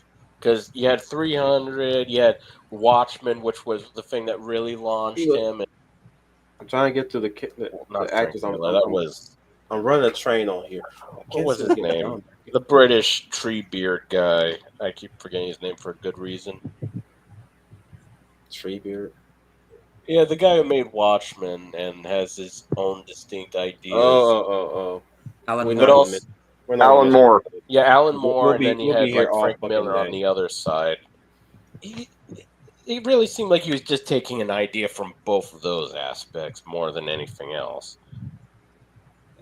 No, Zack Snyder calls himself a Randian objectivist. That's why I was saying He does, I'm but not just saying, I'm not watching those blaming movies- Randian objectivism for shit. I'm saying that He's whatever the Zack opposite. Snyder's Stuff, particularly I just wanna move on bastardized to the version next- of it is The next was the problem. actor, you guys are asking. 'Cause the only reason I'm harping on this and I'm trying to power through this is because you guys are asking who are the next best things after Yeah, our go big on. greats are gone. And I'm trying to regale you guys on this. I'm not here to have a discussion on who's on the political spectrum. I'm talking about who's the next faces, the possible next faces, to help you guys out, so you guys know where to look for or who to look Who's the for. next summer blockbuster seller? Since we're talking about summer, so there you go. Right. Go on, Wolf. Who's the next phase? Who will Continue well, the sell next we'll one on the tickets? Well, I was for going to get on Bikini Henry Babe? Cavill, and mostly because Henry Cavill is an oddity for me. He's kind of a question mark for now. I And think he's sorry. Go ahead. he's got the chop. He's got the face. Every bitch want to jump his boots. He's already married. Sorry, Lays. Too bad that ship has sailed. That's all she wrote. my sister Fuck, I doesn't can't care. get Dom back in the goddamn StreamYard because StreamYard's formatting fucked up. Oh my god, that's awful. But on Henry Cavill, I My truly sister think the still biggest loves him. I truly think the issue with him is that he wants to be like the ideal fan casting for dozens of roles, and Hollywood's machinery and the stupid art school bullshit will not let him actually play those roles because Hollywood hates fandom for some reason, but also simultaneously needs to rely on fandom because they can't do anything else. That's the canard that Hollywood is in. They hate fandom and geekery, but they also need fandom and geek IPs. Just a small snippet, though, right quick, if I may. He may be a fanboy, and that's fine, but I think if you want to see him really explore that, we just need a good basis to test the water first. And depending on how Highlander goes, that'll say whether it's gonna. Because for the past while, there's been a lot of people going on about, I'm a fan of this, and I'm gonna do something in that similar vein, justice and right, and it's all just mediocrity. No, So- but So to be whether fair- he succeeds or not, if he does great in Highlander and it all works, I'm interested in him doing more fan Dark, projects. Dark. Please. To be fair, Henry has gone to the mat for fandom multiple times and fixed bullshit that writers and directors would have otherwise forced on characters multiple times. I think it's fair to say his bona fides are genuine. But Because that not was only that him in control, though. Was he in control? Was it his money? Was it his ideas fully making everything? Yeah, he did his own little snippets here and little edits here, and that well, worked because great. they won't I let wanna him see- they won't Okay. let him see is the problem. Highlander. I I want to have see something his to say. whole work. Let him. I have something to say. What I want from Cavill is not necessarily the fan work stuff per se.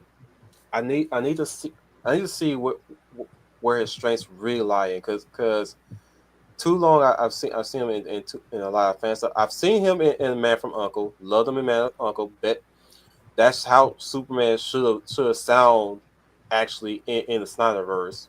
I wish he would have brought that voice in, but I don't get what I want, and I'm okay with that.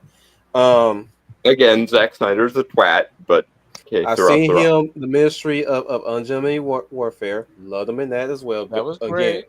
very the thing is, when he's not in fan work stuff, that man is very heavily charismatic in his own right.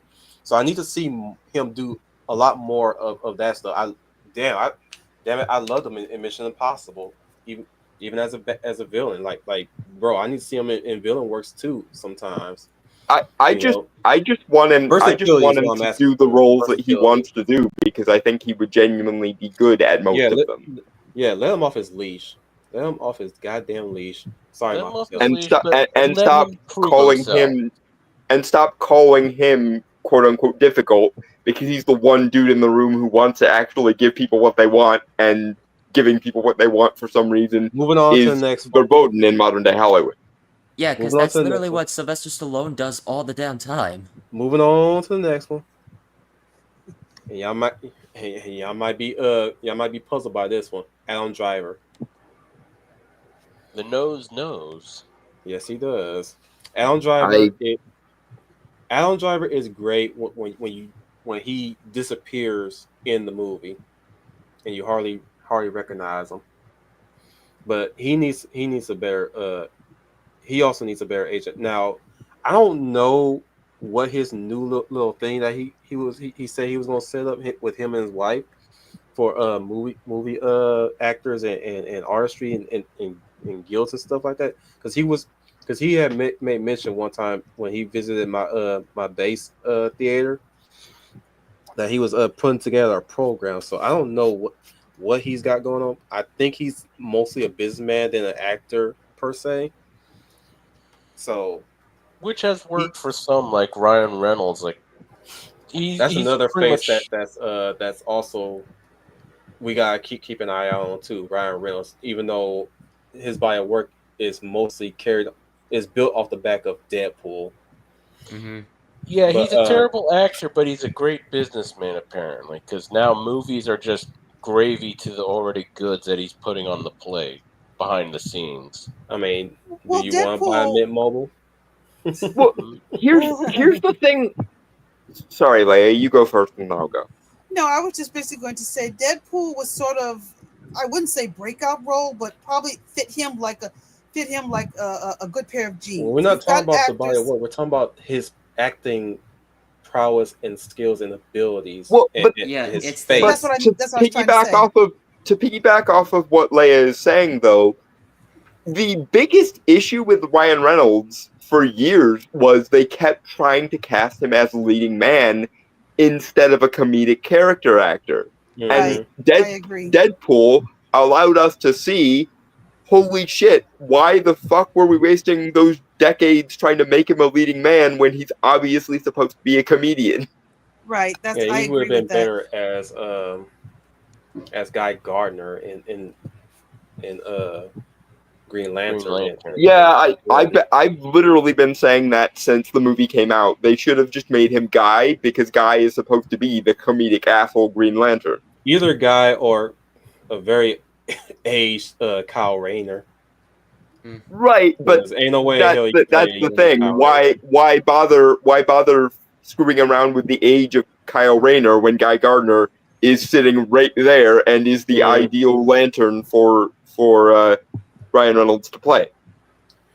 Next one is it used to be Idris Elba, but he aged now. He getting old. His heyday stopped at Heimdall. But And I think that's what happened to Pascal, but we'll move on. Pedro Pascal is the ultimate AstroTurf that never will be, no matter how much Hollywood wants to make it a thing. It used to be Denzel Washington's son. He fell off after Tenet. I never liked him. I'm sorry, Wolf. I just felt like I don't think he got his dad's talent. I don't think he needed his dad's talent, but he got fucked by Tenet. I just know he got fucked by Tenet. Tenet was kind of like his that was going to be his make or break movie, and it broke. It fucking broke. Well, because Christopher Nolan is a hack and always has been, but that's that's old news. That's what I'm saying. That wasn't his fault at all. Like he got screwed over by Nolan. Yeah, blaming Christopher Nolan for the problems he's always had, and I've always been the guy being the asshole and being like, no, Inception is just a worse version of Satoshi Kon's Paprika with all the fun and color sucked out. And so on and so forth. I'm glad people are finally realizing that Christopher Nolan only has the one trick, and if he succeeded in the past, he succeeded basically in spite of himself rather than because of himself. And Black Klansman, I liked him in the role. Fucking hated Spike Lee after what he did at the end of Black Klansman. Spike Lee never been. I never liked Spike Lee movies. I tried watching them because that was, if you want to get in with the culture and understand things, watch Spike. Yeah, the cinephile art house TM. Looking back at this shit, I'm like, this motherfucker did not know what the fuck he was talking about at all. Only good movie he ever did was Malcolm X, and even then, I'm questioning the validity of that shit now. Well, that's always. Recently, especially, that's the canard I always find myself being painted in, are things that were good because of their creative directors, or because of their creators, or in spite of and accidentally related to their creators? Because go ahead. Sorry. No, I didn't want to interrupt you. I just want to say I never was a big Spike Lee fan. I have to go along with Wolf there.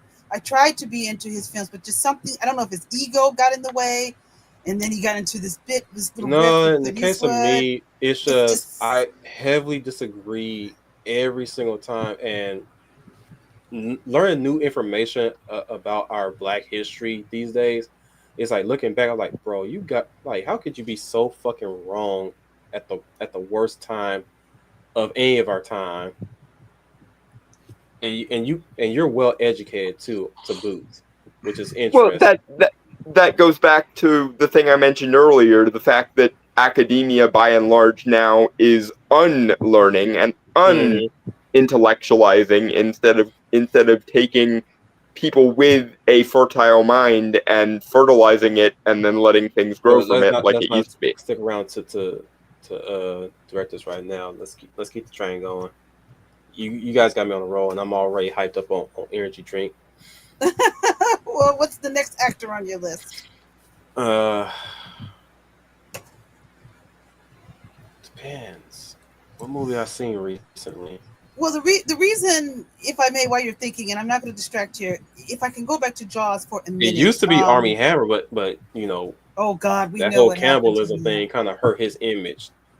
Yeah. I don't think Lone Ranger didn't do it any favors to begin with there, but right. But the thing is, that comment that surfaced, I was like, oh no, I don't think which comment was this? I might have missed a news story. There were rumors that he was into cannibalism, or he had a cannibalism fetish or some shit like that. He wrote a Yeah. letter that he wrote as a teenager that they dug up, where he had this sort of, he wanted to eat his girlfriend's flesh or something. I think the thing was, well, he was going through a very ugly divorce with his ex-wife, and as we all know, Army comes from money.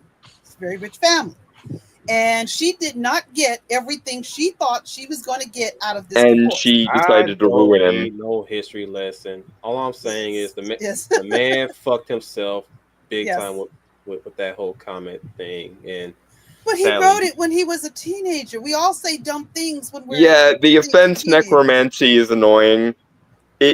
If it's not something that the person stands by, or something that they obviously grew out of, or even something that probably was taken out of context, sawed off with the offense necromancy, honestly. But yeah, he's out. He's completely out. And I think that's sad because I actually thought he was a good actor. Did you think he was a good actor? Yeah, Yeah. Guy sad Pearce is that- aging. Ethan Hawke is aging. They can still carry the torch, but they have to play in more as I would like to call slow movies. If they want, I don't think they should be doing it for relevancy though. Just do it for the sake of just for the craft and the art. Let's move on to the ladies now. 'Cause that's all. That's as about. I mean, unless you really want me to get into the Cobra Kai cast, because so far, Solo, they fucked him. I mean, if we're talking, Solo has the potential. What's his name? Robbie Keane, the guy who played Robbie Keane. I don't think he's going to go places. I think If we're- Cobra Kai is going to be his it thing. Definitely ain't gonna be the other boys like Hawk and maybe One person that black kid that played has Kenny. potential, and he was kind of a good standout, being like in the Val Kilmer like role in Top Gun Maverick, and I almost thought he was like probably Val Kilmer's kid because he kind of looked like him in some way, but Glenn Powell, like he looks Hangman. very good. He looks very good, and he sounds like he's got good talent, but I have yet to see anything that really captures that. But he looks like he's a good You talking contender. about Hangman? Who? Right. Well, he's Yeah. Glenn Powell is, to me, Yeah. everybody says could be the next best thing. But like Wolf said, he needs something that hits. I don't know if the Running Man remake will do it for him, but I That's do me. like him. I was like, he looked familiar. See, that's the problem. There's your problem right there with Glenn Powell. He needs to do some more movies so I can recognize his face more. well, this Yeah. is a problem. I This is a confused problem this with with the Hollywood. Jack Reacher dude.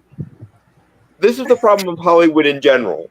A lot of the ones that Hollywood wants to make household names are insufferable twats, and the more they try to force them down our throats, your Pedro Pascals, your Timothy Chalamets, etc., the more insufferable they get. And a lot of the ones that would have the necessary charisma and the necessary talent and the necessary personality are, for some reason or other, persona non grata for Hollywood, be it Chris Pratt, be it Henry Cavill, etc., and so on. So many of the people who do have that latent potential are never going to get their star-making roles because Hollywood has decreed it will not be so. And a lot of the ones they try to force down our throats will only end up inculcating the impression that they are moronic hipster twats. Let's get into the ladies real quick because I know you guys were questioning the guys, but we definitely got to bring up the ladies now. Jenna Ortega? Sadly, she's the only one I can think of that's got it. But the ones that I have in my mind, Florence Pugh, she's out. I don't ever want to see her again. She's starting to get annoying. Sydney Sweeney seems like she's got potential, but Sweeney's next to Ortega. I always said if they go ahead. Peyton List might have a shot if they give her more movies. That's the girl who played Tori in Cobra Kai. I don't know about the other girls. The other girls are probably just going to be small roles and some other stuff. Daphne Keene, maybe sadly she needs to age up more. The problem with a lot of the current ladies is they just look good, but there's not really too much there. There's potential with some of them. Like I've seen Ortega, she's got potential, but I'm just with her. Here's the Same with problem with Sweeney. these They girls, look though. good. They look Here's the good. problem with these girls, though. I haven't. Here's my Sorry. problem with these Go girls. ahead. They look like girls. Ah, there we go. That's my problem with the girls right now, and it's mostly a Hollywood problem, not their problem. It's the Hollywood makeup that they're going for the girls. Thankfully, Well, and of the elderly women that are still kicking and still got the chops, like say for instance, Kate Blanchett. Shut up. Oh wait, no, not Blanchett. I thought you said Beckinsale. Like, did you see the recent pics? Like, In the earlier 2000s, Beckinsale had it. We're not going down her on that, but yeah, she's showing her age a bit. We got Blanchett. We still got she got fucked, but Helen Mirren still looks good. Helen Mirren is still there. We still have we had Rooney Mara, but she's becoming annoying. What was her sister name again? Kate Mara. Kate Mara was almost there, but Charlize Theron still has it. she's annoying though. That's the problem. I never cared for Farron. She was just meh. Yeah, I never cared. I want the MCU to survive just long enough so I can see her play Clea, because I do think she's a really good casting for Clea. But unfortunately, I think the MCU is going to die long before we get to see that post-credit scene in Multiverse of Madness pay off. Commons, she's fine. The problem is the MCU is really hurting her. To really be Hurting taken who? seriously. Hannah Common, Oh, okay. the lady who played Ghost and Ant-Man the Wasp and recently the Thunderbolts. You like her? I didn't care for her character at all. Yeah, she has that's nothing for me. She's a That's complete the blank for me. problem. Is that the MCU has not did her any favors, and the only thing she's been known up until that point she's been only known for is that sleeper that sleeper show called Dark Matter, which I vaguely remember watching. To be fair, the MCU is not kind to any of its talent, to the point that nobody wants to see Chris Evans as anything other than Cap. Nobody wants to see Hemsworth as anything other than Thor, etc. So this isn't a thing that's unique to women or unique to the lesser known talents. The MCU just is not good for its talent. I'm just only naming that right now as specifically the problem that's facing against her. Recently, what's that chick that played in Nosferatu? Johnny Depp's daughter?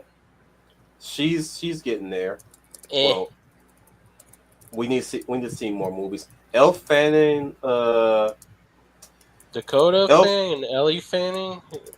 Both of them, they're just what they are. They're the Olsen. They're the next Olsen sisters. They're here when Dakota Fanning's time to shine would have been a decade ago, and she didn't. So And Ellie Fanning with this latest Predator thing, it doesn't look like she's going to get any favors. What I'm saying is they're going the way of the Olsen sisters, which is you see them when you see It's them, a name. and when they're gone, it's not a problem. They I can't remember the last thing I saw one of the twins in, though. To be fair, I think one of the last things I would have seen one of the Olsen twins in was the villain in Beastly. That's the last thing I remember seeing. And I think Jesus it was Mary Christ, Kate. Can we get Vera Farmiga from away from the goddamn sorry, Monticelli, that's two. Get her away from those damn horror movies already.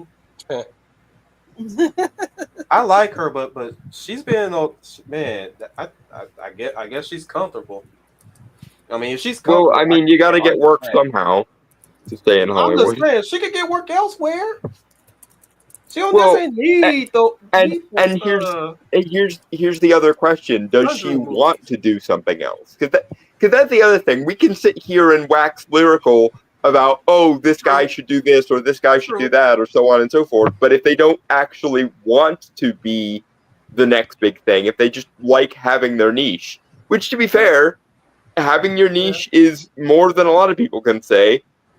So it really does depend on, and that's why I am somewhat ambiguous on a lot of these, because my biggest question is, what does the person themselves want? That's why I'm in favor of Henry getting as many fanboy casts as he wants, because he wants them. So why not? So, since we're talking about actresses, and she had a movie recently, and it's kind of mixed where people are taking it good or not. I thought she's fine. I need more, but Anna de Armas seems like she's doing kind of good. She's hitting a stride, but Is she she needs to just really? really. Don't You cast know out who Leia. actually? You know who has a lot of potential that doesn't get brought up very often? Betty Gilpin. Mhm. Betty She is another one of those, like Jenna Ortega, that I genuinely think does have the staying power that is necessary. Yeah, I want to see her. Every time I see her, she just looks like a crack whore. I will say this. I don't know what you've seen her in where she looks like that, because I don't see her in anything that makes me think crack whore. Is She all does if have the everybody eyes. does everybody I think you might be confusing autism spectrum with crack whore there. Oh my But god. okay. Oh my god. Look! Leia has some words. Let her speak. Just very quickly, well, I don't know if you finished with your list of women. Does everyone remember in the 90s when Julia Roberts was the dominant actress? She Yes. was the highest paid actress. And you all can correct me if I'm wrong, I'm open to opinion, but I have not yet seen an actress the level that Julia Roberts was in the 90s. When her name was on a movie, she and I know this because I went to see them. When her name was on a film, she brought bank. And for a while there, she was making some good movies. But no one right now is at her level. And I don't know if anyone's judging on that matter, but I have not seen an actress at the level that Julia Roberts was in the 90s. I mean, that was an I think actress. she was overrated. In terms of her fandom, there are a couple I could say, but there's nobody box office wise who can do it. Right. And that's what, Wolf, I don't know if that's what you're looking at when you're equating the actresses now. I'm not looking for who's going to be the next Sandra Bullock or Julia Roberts or anything for that matter. I just want them to be, as our authenticator has said, comfortable with where they are, or at least if they want to challenge themselves, let them challenge themselves. You know, I just wish Hollywood would stop trying to dictate their looks, their position, where they're going to go. Again, especially look, the men are getting it too, because when you talk about the Chalamets and the Hollands, they're how would you call it? They're anorexing them up and put them in dresses. Don't like they're young coded is the problem. They're like young hipster twink coded. Yeah. Has anyone noticed it's basically high school? Yeah, they're that's what Wolf was Well, saying. and yeah, the girls have the same problem. Jenna Ortega still looks like she's like 16, and I think that, pushing 30. I think that might be because the like Zoomer generation just looks like infantilized in comparison to the guys who were the stars in the 80s and 90s. Well, their parents were on drugs and Ritalin and all that. So. Well, that might be part of it, or again, it might just be half of Gen Z looks like they're in their 40s, and half of Gen Z looks like they are just about to start high school. Yeah, it's that song "High School Never Ends" by Bowling for Soup all over again. Well, and to be fair, that's always kind of been a thing. It's just that social media lets us see the clickdom a little bit easier now than it used to be. It used to be when the Weinsteins of the world got up to their casting couch shit. They did it in a darkened room after doping somebody out with so many drugs they wouldn't notice. Whereas now, every two-bid quasi-intellectual celebrity thinks they can be all profound and shit. Unfortunately, they don't have much of an intellectual bone in their bodies to begin with, and most of what they've been filling their intellectual capacity with, if they do have one, is aforementioned the cult of unlearning. And therein lies the problem. Anyone who's spouting that shit, unironically, will always be insufferable, because it is, by definition, insufferable that ruins everything it touches. And it was gonna be Jennifer Lawrence, but I wrote her off a long time ago because the last movie I seen her in, where I'm like, you're not it, girl. You're not it anymore. And that was Red Sparrow. And even then, I didn't even finish Red Sparrow. You don't think Jennifer still has a chance? Oh, okay. She lost her That's really chance. good. Once Mockingjay was done, that was the end of her heyday. Oh, After you that- mean Jennifer Lawrence? I was I Yes. was trying to think who was the star in Red Sparrow, but okay, Jennifer Lawrence is who you meant. Yeah, Jennifer Lawrence, her downturn was done after Mockingjay Part 2. Well, because she didn't parlay it into anything. And speaking of insufferable people who cannot fucking close their mouths, she did kind of have that vibe after Hunger Games went away. And honestly, the fact that they tried to reboot the X-Men a second time rather than just letting the rights revert back to Marvel when Marvel was in its heyday is a major issue for her, because there is no force on this earth that should have casted her as Mystique, especially not coming off of the woman that drop kicked so many people into puberty. It's not even funny, with Rebecca Romaine as Mystique. Mm-hmm. Like she's right up there with Michelle Pfeiffer's Catwoman in the geeks got drop kicked into puberty because of this character kind of thing. Like how did that turn into Rebecca Romaine? Like, no way in hell. Yeah, the way in reboot continuity for the X-Men is just shit anyway. And again, had they let the rights revert back to Marvel when Marvel was still in its heyday, we could have gotten some good stuff. Now that Marvel is no longer in its heyday, all bets are off. I kind of like First Class. I hate First Class. I realize I'm in the minority there. A lot of people like it, but I hate it. I didn't like First Class either. Looking back on First got a little Class, I think leniency it was just towards like, it.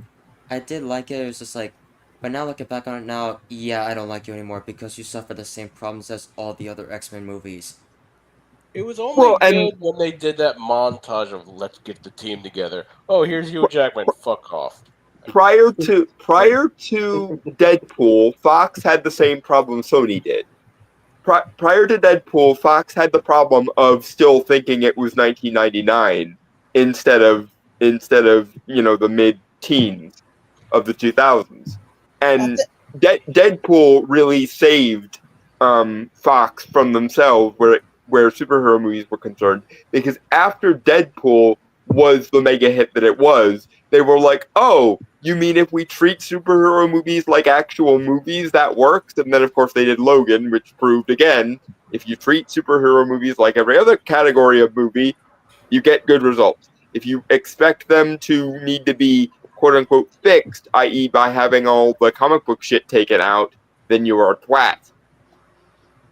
Authenticator, Final and Wolf, I respect you guys not liking First Class, but I will heed my warning. Heed this warning. I warn you now. You may take those words back once Disney gets a hold of rebooting the X-Men. Don't care. Well, that's why I said that's why I maintain, had they not done First Class and done the secondary reboot with McAvoy and Fassbender and them, Yeah, we could have gotten Marvel take on the X-Men when Marvel was still in its heyday, and not when it suffered several art school lobotomies to the brain. So those are the performances that I do like in First Class. Is Michael Fassbender as Magneto and James McAvoy as a young Charles Xavier, because that's Yeah, pretty good. yeah, that's I what never sold it liked- for me. I'm sorry. The biggest problem with those two is you just cannot follow Patrick Stewart and Ian McKellen in their heyday, and they should not have tried. They should have let the let me rights go throw in back my to 2 Marvel and cents. actually done a Okay. comic book accurate X-Men for once, but they Let me didn't. throw in my 2 cents of why I did not like First Class. It's because you're expecting me to believe that these people are going to transition to the first X-Men movie.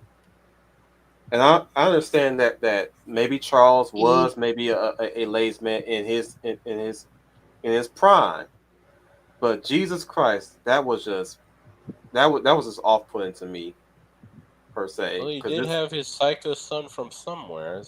Point. true, and same thing with Fassbender transition to Magneto. It's like I'm sorry, he's too suave and too cavalier to become And Ian why McKellen. for the love of God did he have an American accent? For real. Like, is no one gonna mention the American accent thing? And I'm like, okay, I understand why you don't want to be trying to ape a younger Ian McKellen, And you're but expecting me to based on the believe- rules, them's the break. So I hate to break it to you. You're Like, also those are the expecting rules. me to believe that Hank McCoy, timid and stammering, is going to be Kelsey Grammer. Which, in the next by few the way, years. can we just note that Kelsey Grammer is right up there with perfect casting with Ian McKellen and Patrick Stewart, For and real. they should have done way more with him because my God, that is the most perfect casting in the history that was of casting. call And me Timothy Allen shallow. Cumming, he was great as Nightcrawler. I Call know yeah. there's me talk about shallow. things, Call- but I'm sorry. He's Call me great. shallow. Call me petty. Call me pretentious. All you want to. Whatever name you can think of to discredit me. I really don't give a shit, frankly. But I'm sorry. That was my major hiccup with First Class. I'm like, that's the question I kept asking in my fucking head every time I saw these characters, these main characters that are going to carry this franchise forward. Now, Days of Future Past kind of almost won me over, but still, I'm like, homie, you expect me to believe that these two are going to be Xavier and Magneto. You expect me to believe that this shrimp is going to be Hank McCoy, aka the Beast. mhm. You're expecting me you're expecting me to believe that screaming Jennifer Lawrence is going to be Rebecca Romaine. You know, she comes off, I want you to stand and fight. Don't treat us like a train, man. You gotta die if you don't. It's people like you. It's people And like you let's not even go into the whole butchering the Phoenix Saga a second time. Yeah, that's already I'm been like, done you to telling me death. this fucking I mean, Harpy is going to yes. be... Actually, now that you mention that, that's funny peop- that you're just trying to put this up now, that somehow people are fine with that. But yet, when Ewan McGregor as Obi-Wan, but now suddenly goes to becoming, what's his name, Alan Guinness. Sir Allen Guinness as Obi-Wan The New Hope, and that 20-year time span between Revenge of the Sith Look, and A New man, Hope, I know that Rebecca- somehow, people are mad at that, that's somehow fucked up. Leia, Unless you read the Kenobi novel in the expanded universe. it's fine. Like, it's fine that Romaine Well, didn't do it let's for you. not I'm just let's saying, not like, she's act like Disney established did Star Wars canon. any favors.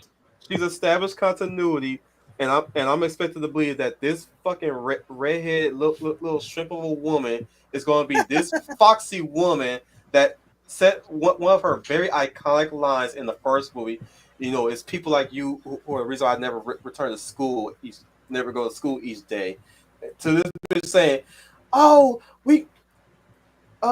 you might as well you might as well change the name to the X-Men because they seem to be saving all the guys. I'm like, oh hell. Oh no. yeah, that sucks. Yet, Yeah. man is Like, referring this bitch to is gonna all be of humanity as we Rebecca know it. Romaine's Learn Mystique. the Fuck language. No, I'm That's, like this bitch. Like, bitch, you is not gonna be.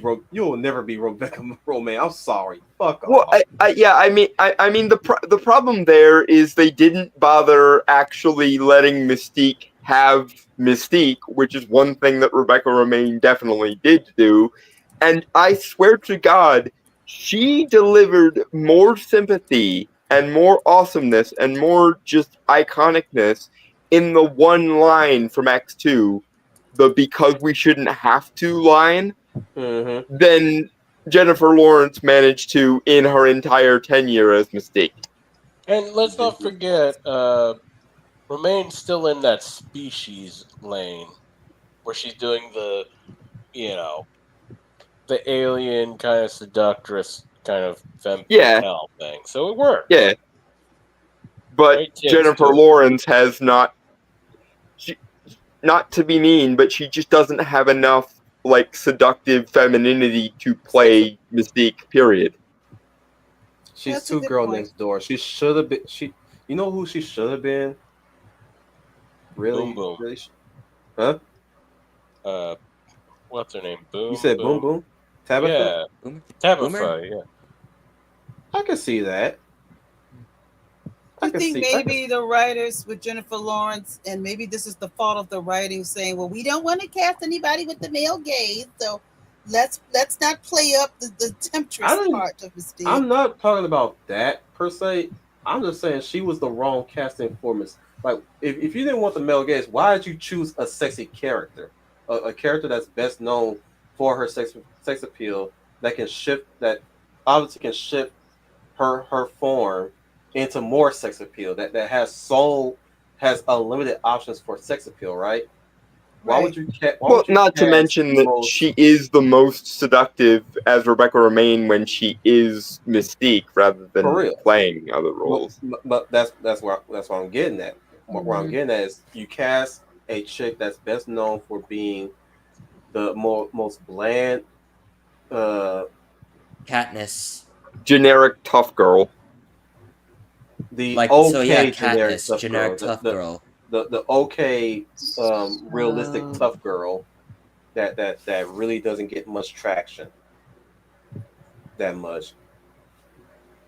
And so it doesn't ask help that the Nella writers to create more flavors. The writers also never gave her an opportunity to be dangerous, and that was always another thing about Mystique that worked, is that she, even while she was seducing you, you knew this is gonna wind up like a praying mantis thing, isn't it? She's gonna wind up eating my head. Mm-hmm. But they never showed the younger Mystique being a dangerous kick-ass assassin. Really though, and they were really which is surprising when you consider that the one quality that Jennifer Lawrence would have that might work is the ability to convincingly play a girl who knows how to kick ass. But they didn't even let her do that. Let's stay around to Jennifer Lawrence that long. Yeah. Well, I still like Fassbender and McAvoy. I understand your criticisms and they're valid, but I still like their performance. I would have been fine if they would have really fixated on continuity. I'm not saying let them speak just like Patrick Stewart and Ian McKellen. What I'm saying is give them a demeanor that's plausible, that made me believe that this is them here, but they're slowly transitioning to where they are now. I think that if McAvoy and Fassbender had been cast in an MCU reboot of the X-Men that actually leaned into the comic accuracy more, what latent potential they do have in First Class could have been non-latent and could have actually been explicit.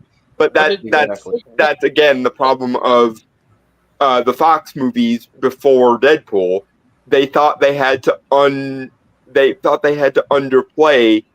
as much of the comic booky shit as they could get away with, and that was just the wrong. It was the wrong tack to take originally, anyway. But at least in the original set of X-Men movies, you had such amazing casting that could soften the blow a bit. But without that level of casting, you become very aware that they're just removing all the comic booky shit and turning it into a generic sci-fi action movie. Lame. Next ladies are a twofer because they do better together because they're almost like sisters. They're like sisters on and off the camera. Both Lupita Nyong'o and Letitia Wright, Nyong'o is obviously just she's doing her thing. I don't know what Letitia Wright is going to be doing in the future because they've already positioned her to be running Wakanda at least. Yeah, that's female Black Panther. At least until T'Challa's son becomes of age. She's obviously going to be Queen Regent, which is not going to be touched upon anywhere else in the Marvel media. And so far, I wish she had never returned because now she's stuck. She is stuck. I don't even know what else she's done outside of Wakanda Forever. God, I hate that fucking phrase. But no, she still has potential. It's just the fact that she's stuck right now until they figure out what they're gonna do with her in the Marvel universe. Or Well, it would be nice if the Marvel universe knew what it was doing with literally anyone at any given moment, because they don't seem to have an idea at all anymore. They could just tear out the contract and let her go, you know. But because T'Challa should have been replaced, not by actor. Recast it is what I meant. Yeah, recast it, not put her character as the new female Black Panther. But yeah, Letitia Wright, she has potential.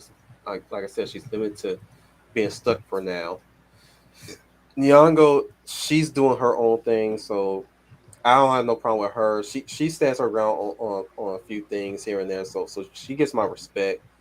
The one that I'm concerned for the most is Zazie Beetz, and I don't even know what the hell they want to do with her, because the last thing I seen her in was Bullet Train. She was fine in that one. She was pretty funny, but I can't seem to place Zazie anywhere at this point. Commentary in interviews. Well, just not as Domino. Well, her career might domino somewhere down the line, but nothing to say about her. I mean, shit. What is Eva Green doing these days? Ever. My question is, you're right. She kind of vanished into thin air, didn't she? After Miss Peregrine's Home for Peculiar Children. For real, it's like, what is she doing these days? Is she doing like independent films? Is she back in the indie scene? Not to the best of my knowledge. The last thing I saw her in was literally Miss Peregrine's Home for Peculiar Children. Yeah, same. I mean, she was. Didn't she do that after A Dame to Kill For? Yeah, no, that was after Sin City 2. Yeah. I know she was in the Dumbo remake, the live make of that. That's right, she was in Dumbo. Oh, fuck that movie. Okay, complete sidebar, but why in all the fucks would you get Tim Burton, the guy who does trippy, like, goth visuals in his sleep, and have him do a Dumbo movie, but only have the pink elephants sequence be there for like 5 minutes and it be a bubble thing? Why wouldn't you let him go absolute acid trip with that? That's like the main selling point for doing Tim Burton and Dumbo, is having him go full acid trip on the pink elephant scene. But god damn it, they neutered the entire premise there. The only time, I'm sorry to interrupt, the only time I remember about the Dumbo movie was they showed a picture of Dumbo in his clown makeup. I mean, the white face makeup, the hat and all that stuff. And then they showed a picture of Jussie Smolier's quote-unquote assailants, and they were also wearing a red cap and had on white flour on their face. Right, the meme. And it was like right side by side for like 10 seconds. I think there was also a similar meme at one point where it was like Joaquin Phoenix's Joker makeup as compared to the Dumbo remake makeup. I can he say this much: he's Dumbo had another some meme actor. potential, but it's kind of a lackluster He was story. another actor that was on his way to at least be a face, and he fucked that up badly in the second Joker film. Ooh. Yeah. Well, yeah, Todd Phillips' career is basically over after Folie à Deux, so. Meh. But yeah, Yeah. I was thinking, what else? She's done some recent stuff, and aside from Dumbo, yeah, she was in the two-parter Three Musketeers thing, and what I was mostly thinking is, didn't she do some action thing? Yeah, 2024 was called Dirty Angels, some all-female commando unit thingy. I never saw that. I don't even remember seeing a trailer for it. I haven't seen it yet. I just heard some ruckus about it. It's one of those things that didn't get talked about, but then you see or somebody bring it up. Like, I didn't see any trailers or anything for that movie. Me and Wolf and Dom watched Monster Summer, and like that turned out very good. I don't know if this is good, but who knows? I mean, it would have been Gina Carano, but we all know where that Yeah, went. that. Unfortunately, she got unpersoned, so. Yeah, and I liked her. She got Shapiro too. Yeah. The only scenario where I want Gina Carano and Ben Shapiro to be in the same sentence is a cage match where she's beating the fuck out of him, because Yeah. I enjoy seeing Ben Shapiro in immeasurable amounts of pain, and I would like to see Gina Carano be the one to inflict said pain if we can't get Ronda Rousey involved.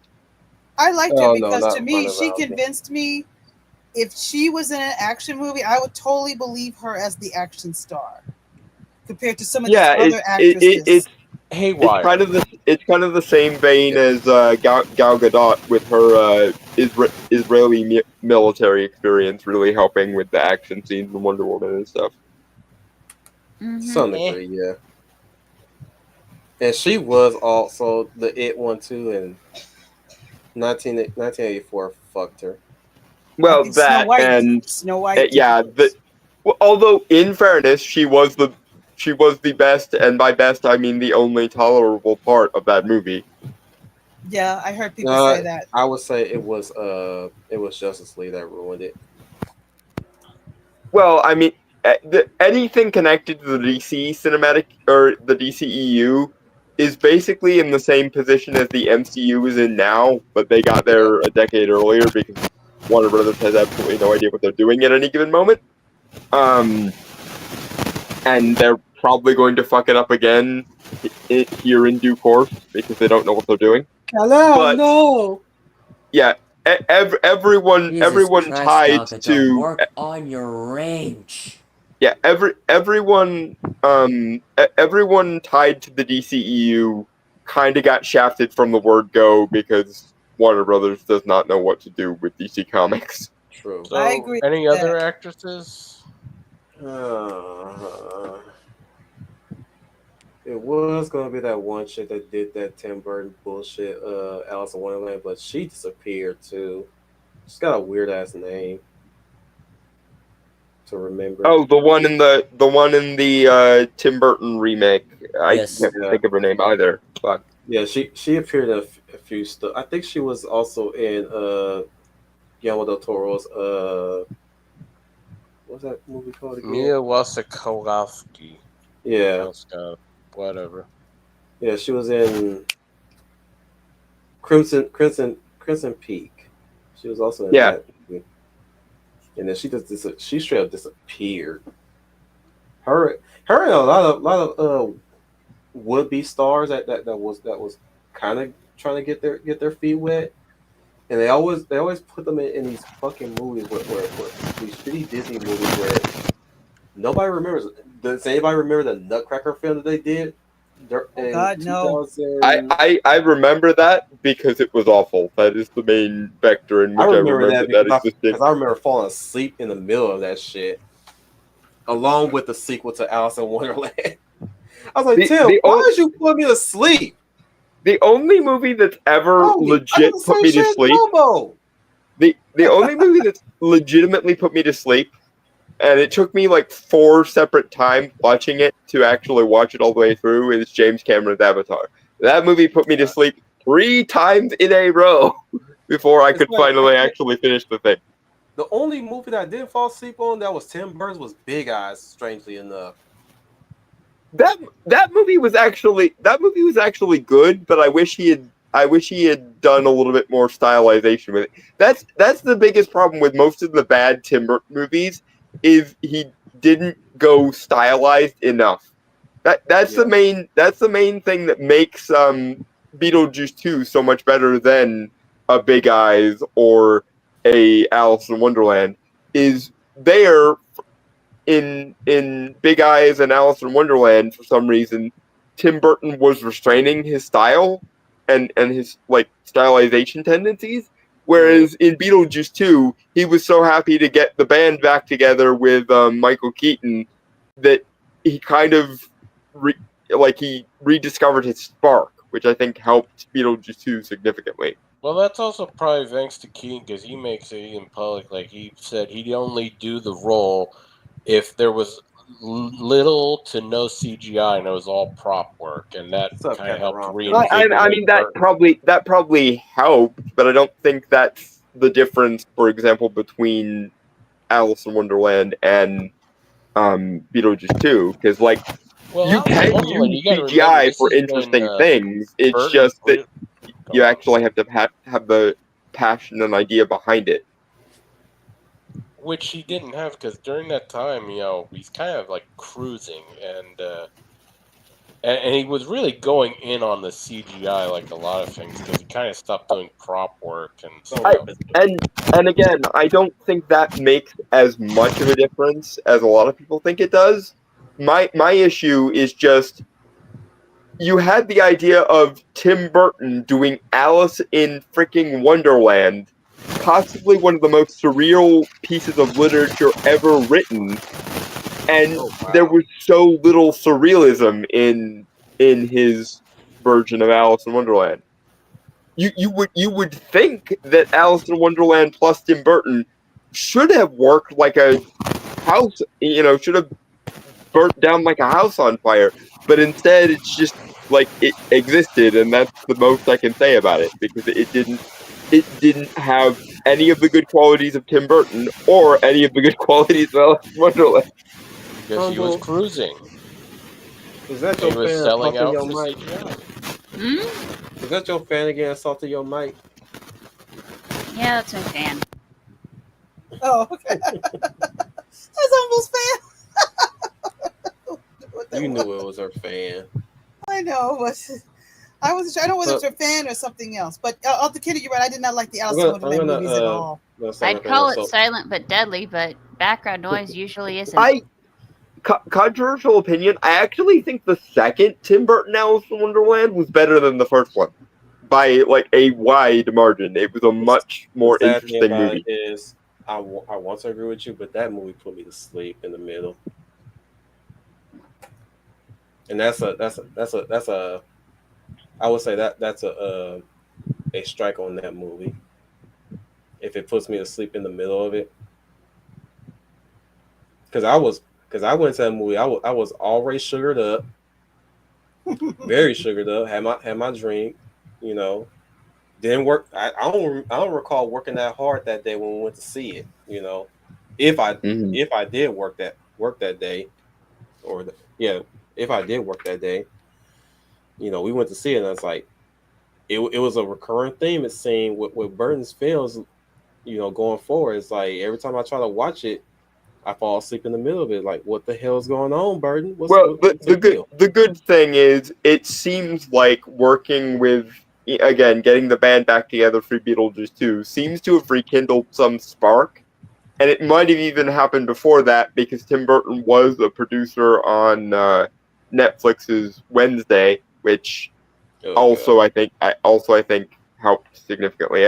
I think what happened was Tim Burton kind of hollowed himself out, and he forgot what made him inspired in the first place.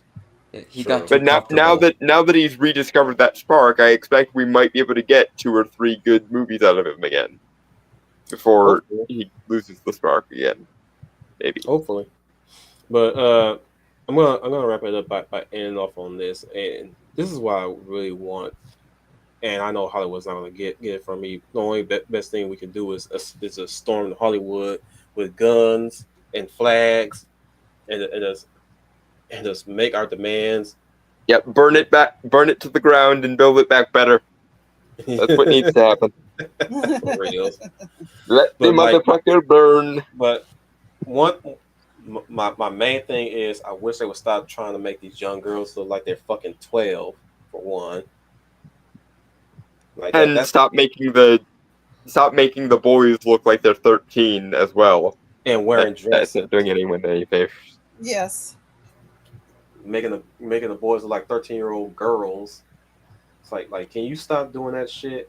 Because you weren't doing that shit with the top classics way back when.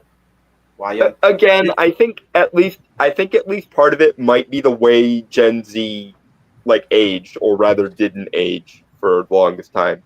Like half of them aged into like 40 when they were still in their teens, and the other half remained in like their early teens for 20 years, or it seems that way anyway. And they're still questioning, how is that possible? Would it be Makeup. Could it be that you keep dressing them in little girl clothes and little boy clothes and making them putting all that makeup on and make them look Well, young? I mean, the demonization of masculinity and femininity probably isn't helping anything either. Yeah, You know, when you don't let guys be macho or let girls have the seductive come hither, that is a large part of the problem. Mm-hmm. But because ideology, it's haram now, don't you know, to let men be masculine or women be feminine. I want to see masculinity return, like you said. I don't want men to look like little boys. Well, and here's the thing: they claim, quote unquote, that it's supposed to appeal to like the non-straight gays and everything, and I'm like, I didn't speak much on the minorities that much. Hang on, let me tell you why I didn't speak that much on minorities that much. Because really, they tend to just put them in too many molds that really just don't make them stand out. Aside from the Michael B. Jordans and the possible Denzel Washington Juniors but everybody else that are not them, they just look like an amalgamation of everything that they want a minority to look like. It seems whatever day they want to look like. But I was more referring to just the demonization of masculinity and femininity in particular. I'm getting into the minority side of things too now, but that's what I'm getting at. I'm switching over to topics here. Not necessarily topics, but I'm like switching over to what they've done as far as the image of each actor. If you want to put them in their own little separate category, you know, we've already talked about the masculinity and the femininity in general. That's for both genders too. But I'm talking about a separate thing when it comes to the minorities now. And the minorities, I'm not saying they're getting at the worst, but the problem is that they're making them look unrecognizable to the point where I'm like, okay, who is he supposed to be representing? Who is she supposed to represent? Because you're just only hearsay when it comes to the representation. Well, they're not actually supposed to represent people on the ground. They're supposed to represent academia's warped, like, oversoul conception of these various groups, and it's shit. And that ties back into the thing I was about to say with the way that young guys look now, where it's like, as a gay guy, I want my guys to look hot so that I can like be attracted to them and shit. Yeah, speaking of Divorcing men minorities, for masculinity does not make them attractive. God damn it! Hang on, as Ron Phillips puts it, congrats to Keith David for his Walk of Fame. For reals, he deserved that. Long time coming too. But yeah, it's like they claim to not want to put anybody in a stereotypical position, but the thing is, what are you replacing it with?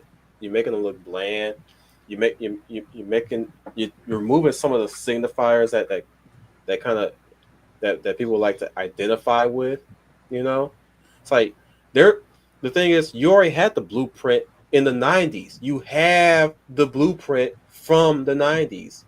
If you didn't want to go with the stereotype, there you go right there. You had the Carltons, you had the Wills, you had the Miles, the Martins, the Tommies, the Coles, and I know I'm naming black folk, but you know those are some examples. You had the blueprint right there. It's like if you didn't want them to look like thugs and hoes and bitches and shit like that, you've already had the damn blueprint. You had the Ginas, you had the Pams, you had the Huxtables.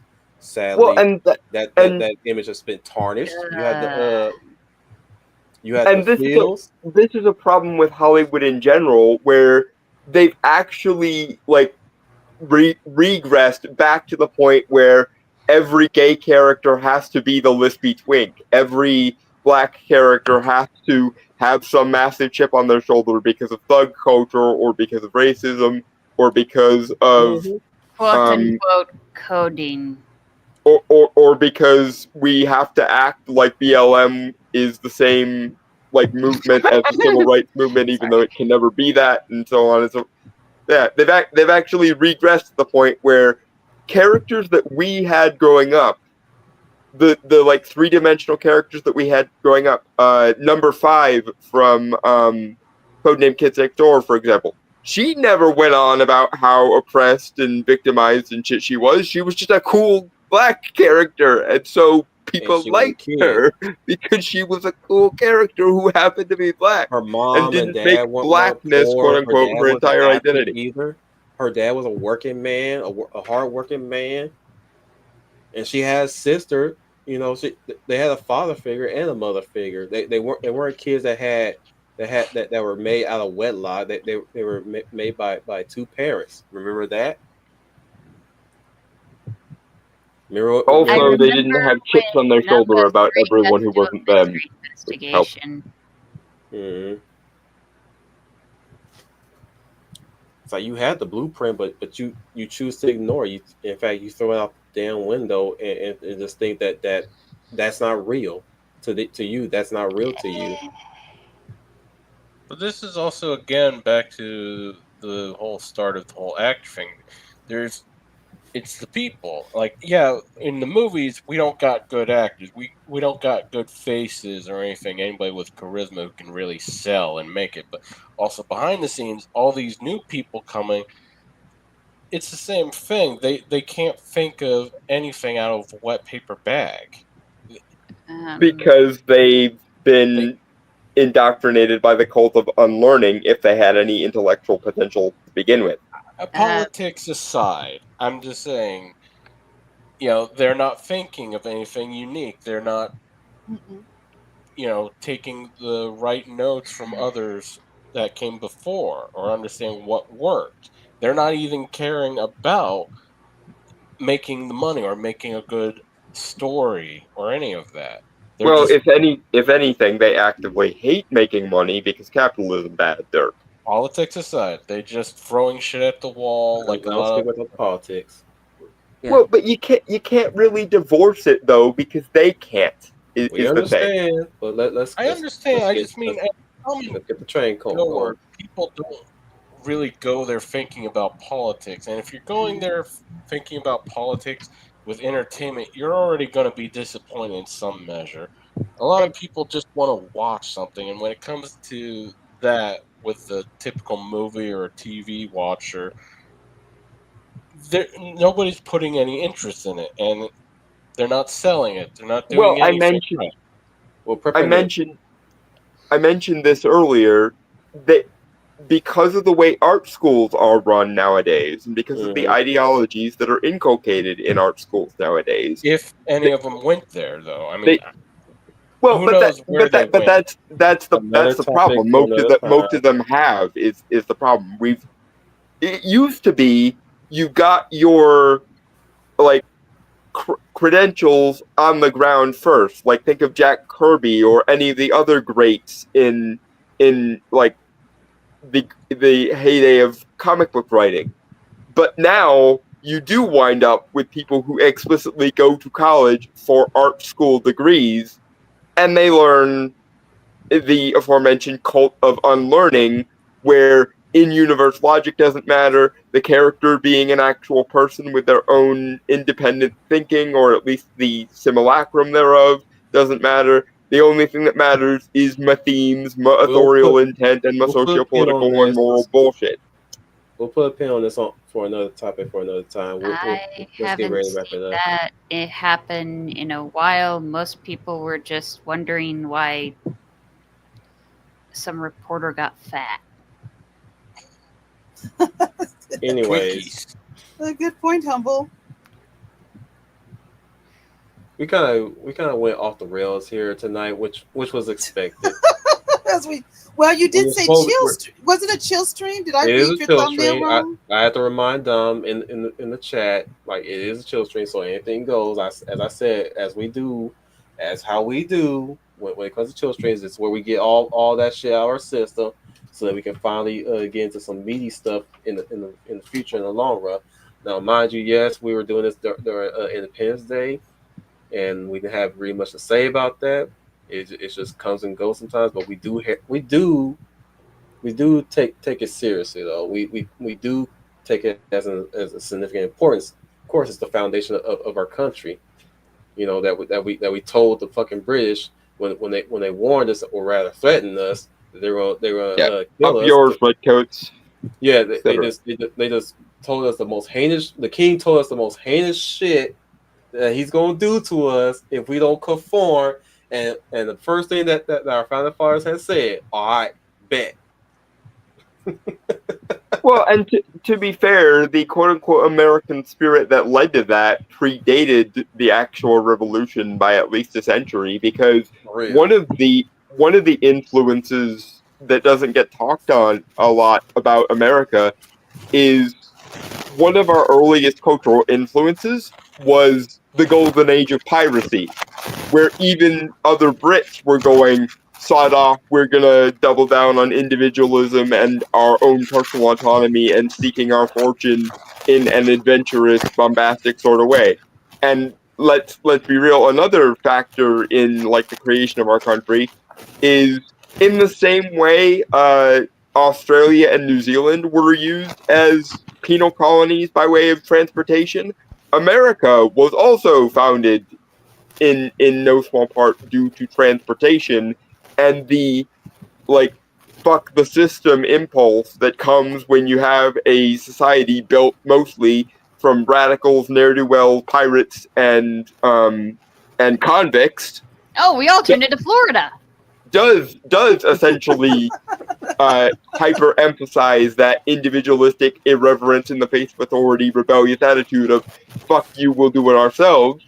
And it's that very same fuck you, we'll do it ourselves impulse that led to us BTFOing the largest military and naval force on the planet at the time. And that's the other thing that doesn't really get focused on very much. We were a tiny, tiny colony of Britain, even by British colony standards. And yet, because of the fact that we're basically living in an open-air insane asylum, and I mean that in a positive sense, I think that's one of the best things about America, is that we are irreverent in the face of authority. We are rebellious to a fault. We are fuck your norms, fuck your institutions, we'll do it ourselves. And America! because of the Murica ethos, we were able to, as basically a bunch of backwoods hicks in a tiny, irrelevant colony, BTFO, the largest military force on the planet at the time.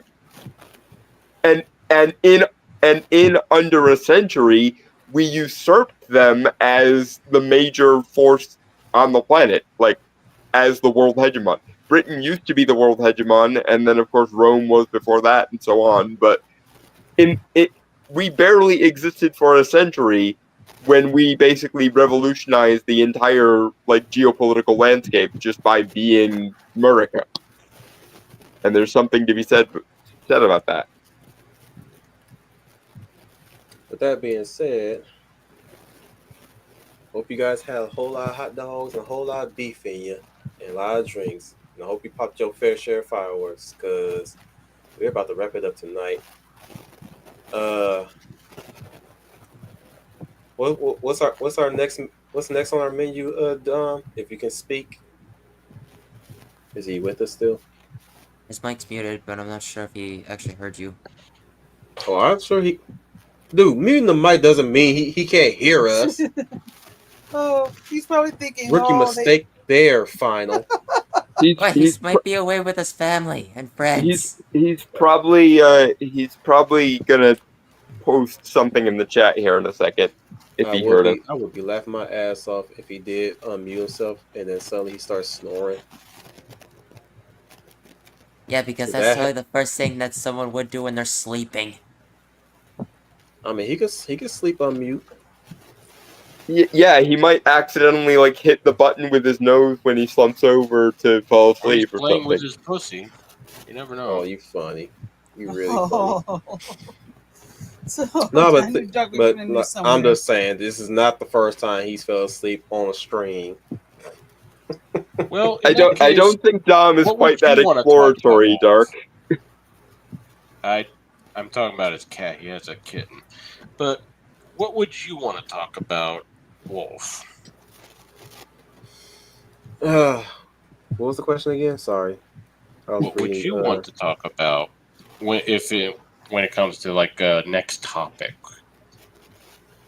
He's really the one that's doing the front run of the topics, but we're definitely continuing the reboot stream come next Tuesday. I mean, he's got a list and he's checking it twice already, so I think it's something about. Oh wait, I think I remember the 3 R's.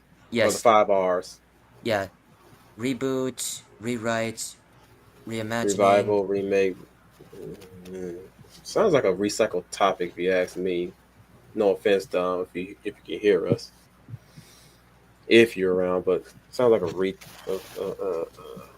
recycling of a topic or he always do those part 2 things, and I'm like, yeah, cool. No, this is our first time that we're actually covering that. We went over that at least briefly in a few other streams. We're covering this in full. I'm sure. I Sounds have a riveting. question. Go ahead. There he is. He's in there. Yeah. He heard you. Next Thursday's episode of The Real Millennials is titled The Real Millennials Challenges Perceptions. Yep, those are going to be the 5 R's. Okay. So yeah, that's going to be happening next week. So if you guys want to join us that day, feel free.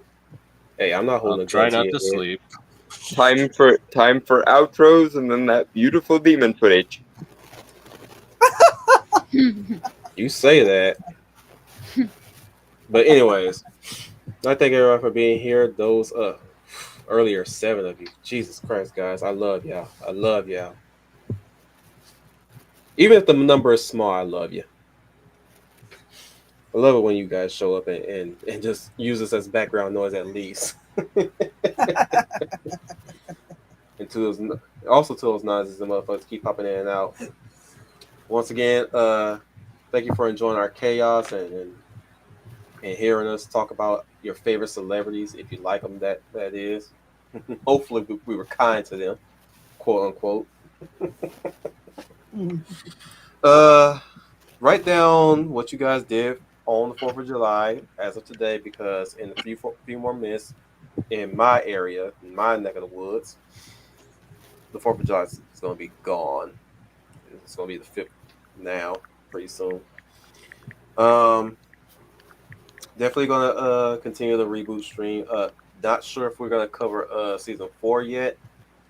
Still questioning that because I discovered that a little too late. And I did not plan this out for this month completely.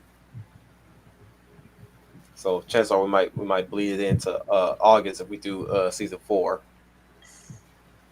One of the things is I do remember I had to showing you guys what the continuation was going to look like had they continued before we got to the dreaded Guardian Code bullshit that came out on Netflix. Next Netflix adaptation meme. Yeah. Coming August, or I think coming in the fall, we're going to continue manga studies. Before that, we're going to do another book reading of Dragon Ball Gine, everybody's favorite fan fiction of Dragon Ball Super. And I think we'll close out November with something special. I haven't figured out what it's going to be yet. Give me some time, guys. But I'm definitely not going to be here for a while. I might take a long vacation this December. And we'll pick it back up in January. Nothing wrong with that. This year has been weird, guys. I'm gonna say this right now. I'm gonna be upfront with you guys. It's been a weird time for all of us. Have you guys felt that? Have you guys felt the air being different? Yeah, it's just it's been really. I don't even want to say unstable. Just randomness has been the thing this year. It seems Surprisingly normal.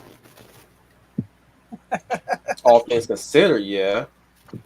But yeah, I was like, there was a moment where I just didn't want to be productive. I just wanted to go to work, lay down, go to sleep. Malaise. You know, it's like man, it's just morose the year. That's the best way I could describe this year. Morose. Feels like the entire year is holding its breath for something. I mean, we are. I don't know what that's going to pay off to, but it feels like everything has just been holding its breath all year. I mean, for real, it's like I think everybody just can't wait for 2026 right now. They just want to just stop what they're doing, just wait for 2026. So something's about to go down in that year. I don't know what it is though, but I'm not gonna be grasping straws or making predictions. None of that at all. But the authenticator, everyone. Hello, folks. I am the authenticator. I do have a YouTube channel that's called that. I hardly ever post there, though. You can find me on Saturdays, actually, now. Both of my podcasts that I regularly do have been moved to Saturdays recently. One of those being the Podcast of the Storm, which is like a geek news and politics roundup stream I do with Brainstorm or Pop Culture. And the other is a men's rights and men's issues stream I do called The Duality of Man, which I share with Mr. E 2099. We're just now getting around to relaunching kind of the Duality of Man, because it was on a hiatus even longer than this show. But yeah, if you like me and my random quasi-academic weirdness, that is where you can find me. You can also find me regularly on Anglantine for My Love Comics channel. Dom and I co-host a show with Anglantine called What You Readin', which is a sort of hidden gems of comics show that we do. Try to every week. It hasn't worked out that way recently, but que sera, sera. Until then, though, I will see you all in the next one. Cheers, guys. Hit that beautiful demon footage. Hang on. We have, well, if he can speak, the Hound of the South, Dominic Powell, or maybe he has to. He's got his own read only. Unless there's too much noise going on where he's at. Ruff, thank you for coming. Come and watch us next Thursday. Shut up, Dark. Slander, goddammit. Slander. The stranger, danger, sixth stranger, dark stranger. Good morning, and thank you for having me. And enjoy whatever's left of the 4th, and may America still last another 249 years. The lovely Leia Violet plus size. Hello, everyone. This is Leia Plus Size, your lovely lady of valor, and thank you for joining us in this show about fun talk. If you'd like to leave any comments below about fun talk or anything that we discussed in this topic, please leave it in the comments below. Do you have any thoughts on our comments about talent in Hollywood or actors or lack of charisma or thereof? Or maybe there's some actors you think we misunderstood and you want to stand up for them. Please leave it in the comments below. I'm sure Wolf will very much like to hear that. Also, share this stream with anyone if you feel they may be interested in the topic. But until then, I hope everybody enjoys their holiday weekend to the best of their ability. Try to stay cool if you're in scorching hot areas. And have a good weekend, and we'll see you all next time. And get your boots on the ground and in line. Humblest God. rider.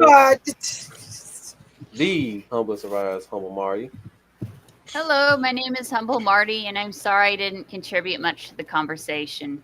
You're tired. Dom's already posted that, which I'll read it. Thank you, everyone. This is Dominic Powell talking in the chat.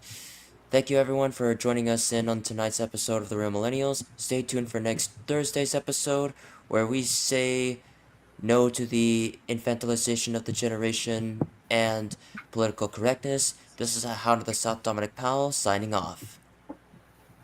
Since you opened your mouth, the Warrior Light, Final Fantasy Fan 12. Well, that about does it for this video. Thank you guys so much for watching. If you like what you saw, click like and subscribe and share with your family and friends, and make sure to ring that notification bell. That way you get notified of our latest videos. Once again, thank you guys so much for watching. This is Final Fantasy Fan 12 signing off, and remember, may the light forever shine upon us. And put your money down. Will he or will he not propose to Star Storytelling? Oh my God. Oh, wow. Oh, God. Oh, Finals. You are stuck with it now. Oh, God. To be honest, I had my headset off because I knew he was going to say that, and I did not even want to hear him say that. To be honest, I think a mature woman would do you well. Like Italian Tifa. She's already broken. She's already broken in. You don't need to tame her. You don't need to train her. She's already got. I cannot already got her believe shot. this. Oh, And I she- cannot believe and she this. And she can make business from scratch and give you a good foot massage. Oh God! Oh, Okay. Final, you're stuck. You're gonna be stuck with this forever. You're with the boys, man. You gotta take a little hazing. You're with your boys. Comes with the territory. Where are you? But, Final is a decent young man that I am sure when he finds that special woman for him, he's going to treat her with well, dignity no and shit. respect. All he has to do is go to church. Am I the only one, when Wolf said that, who immediately thought of You're Playing with the Big Boys Now from Hey, Prince Prince of of Egypt? Egypt? big boys now. I guess you're not the only one. Big boys now. Oh, that's pretty. Put down your silly twig boy. You're playing with the big boys now.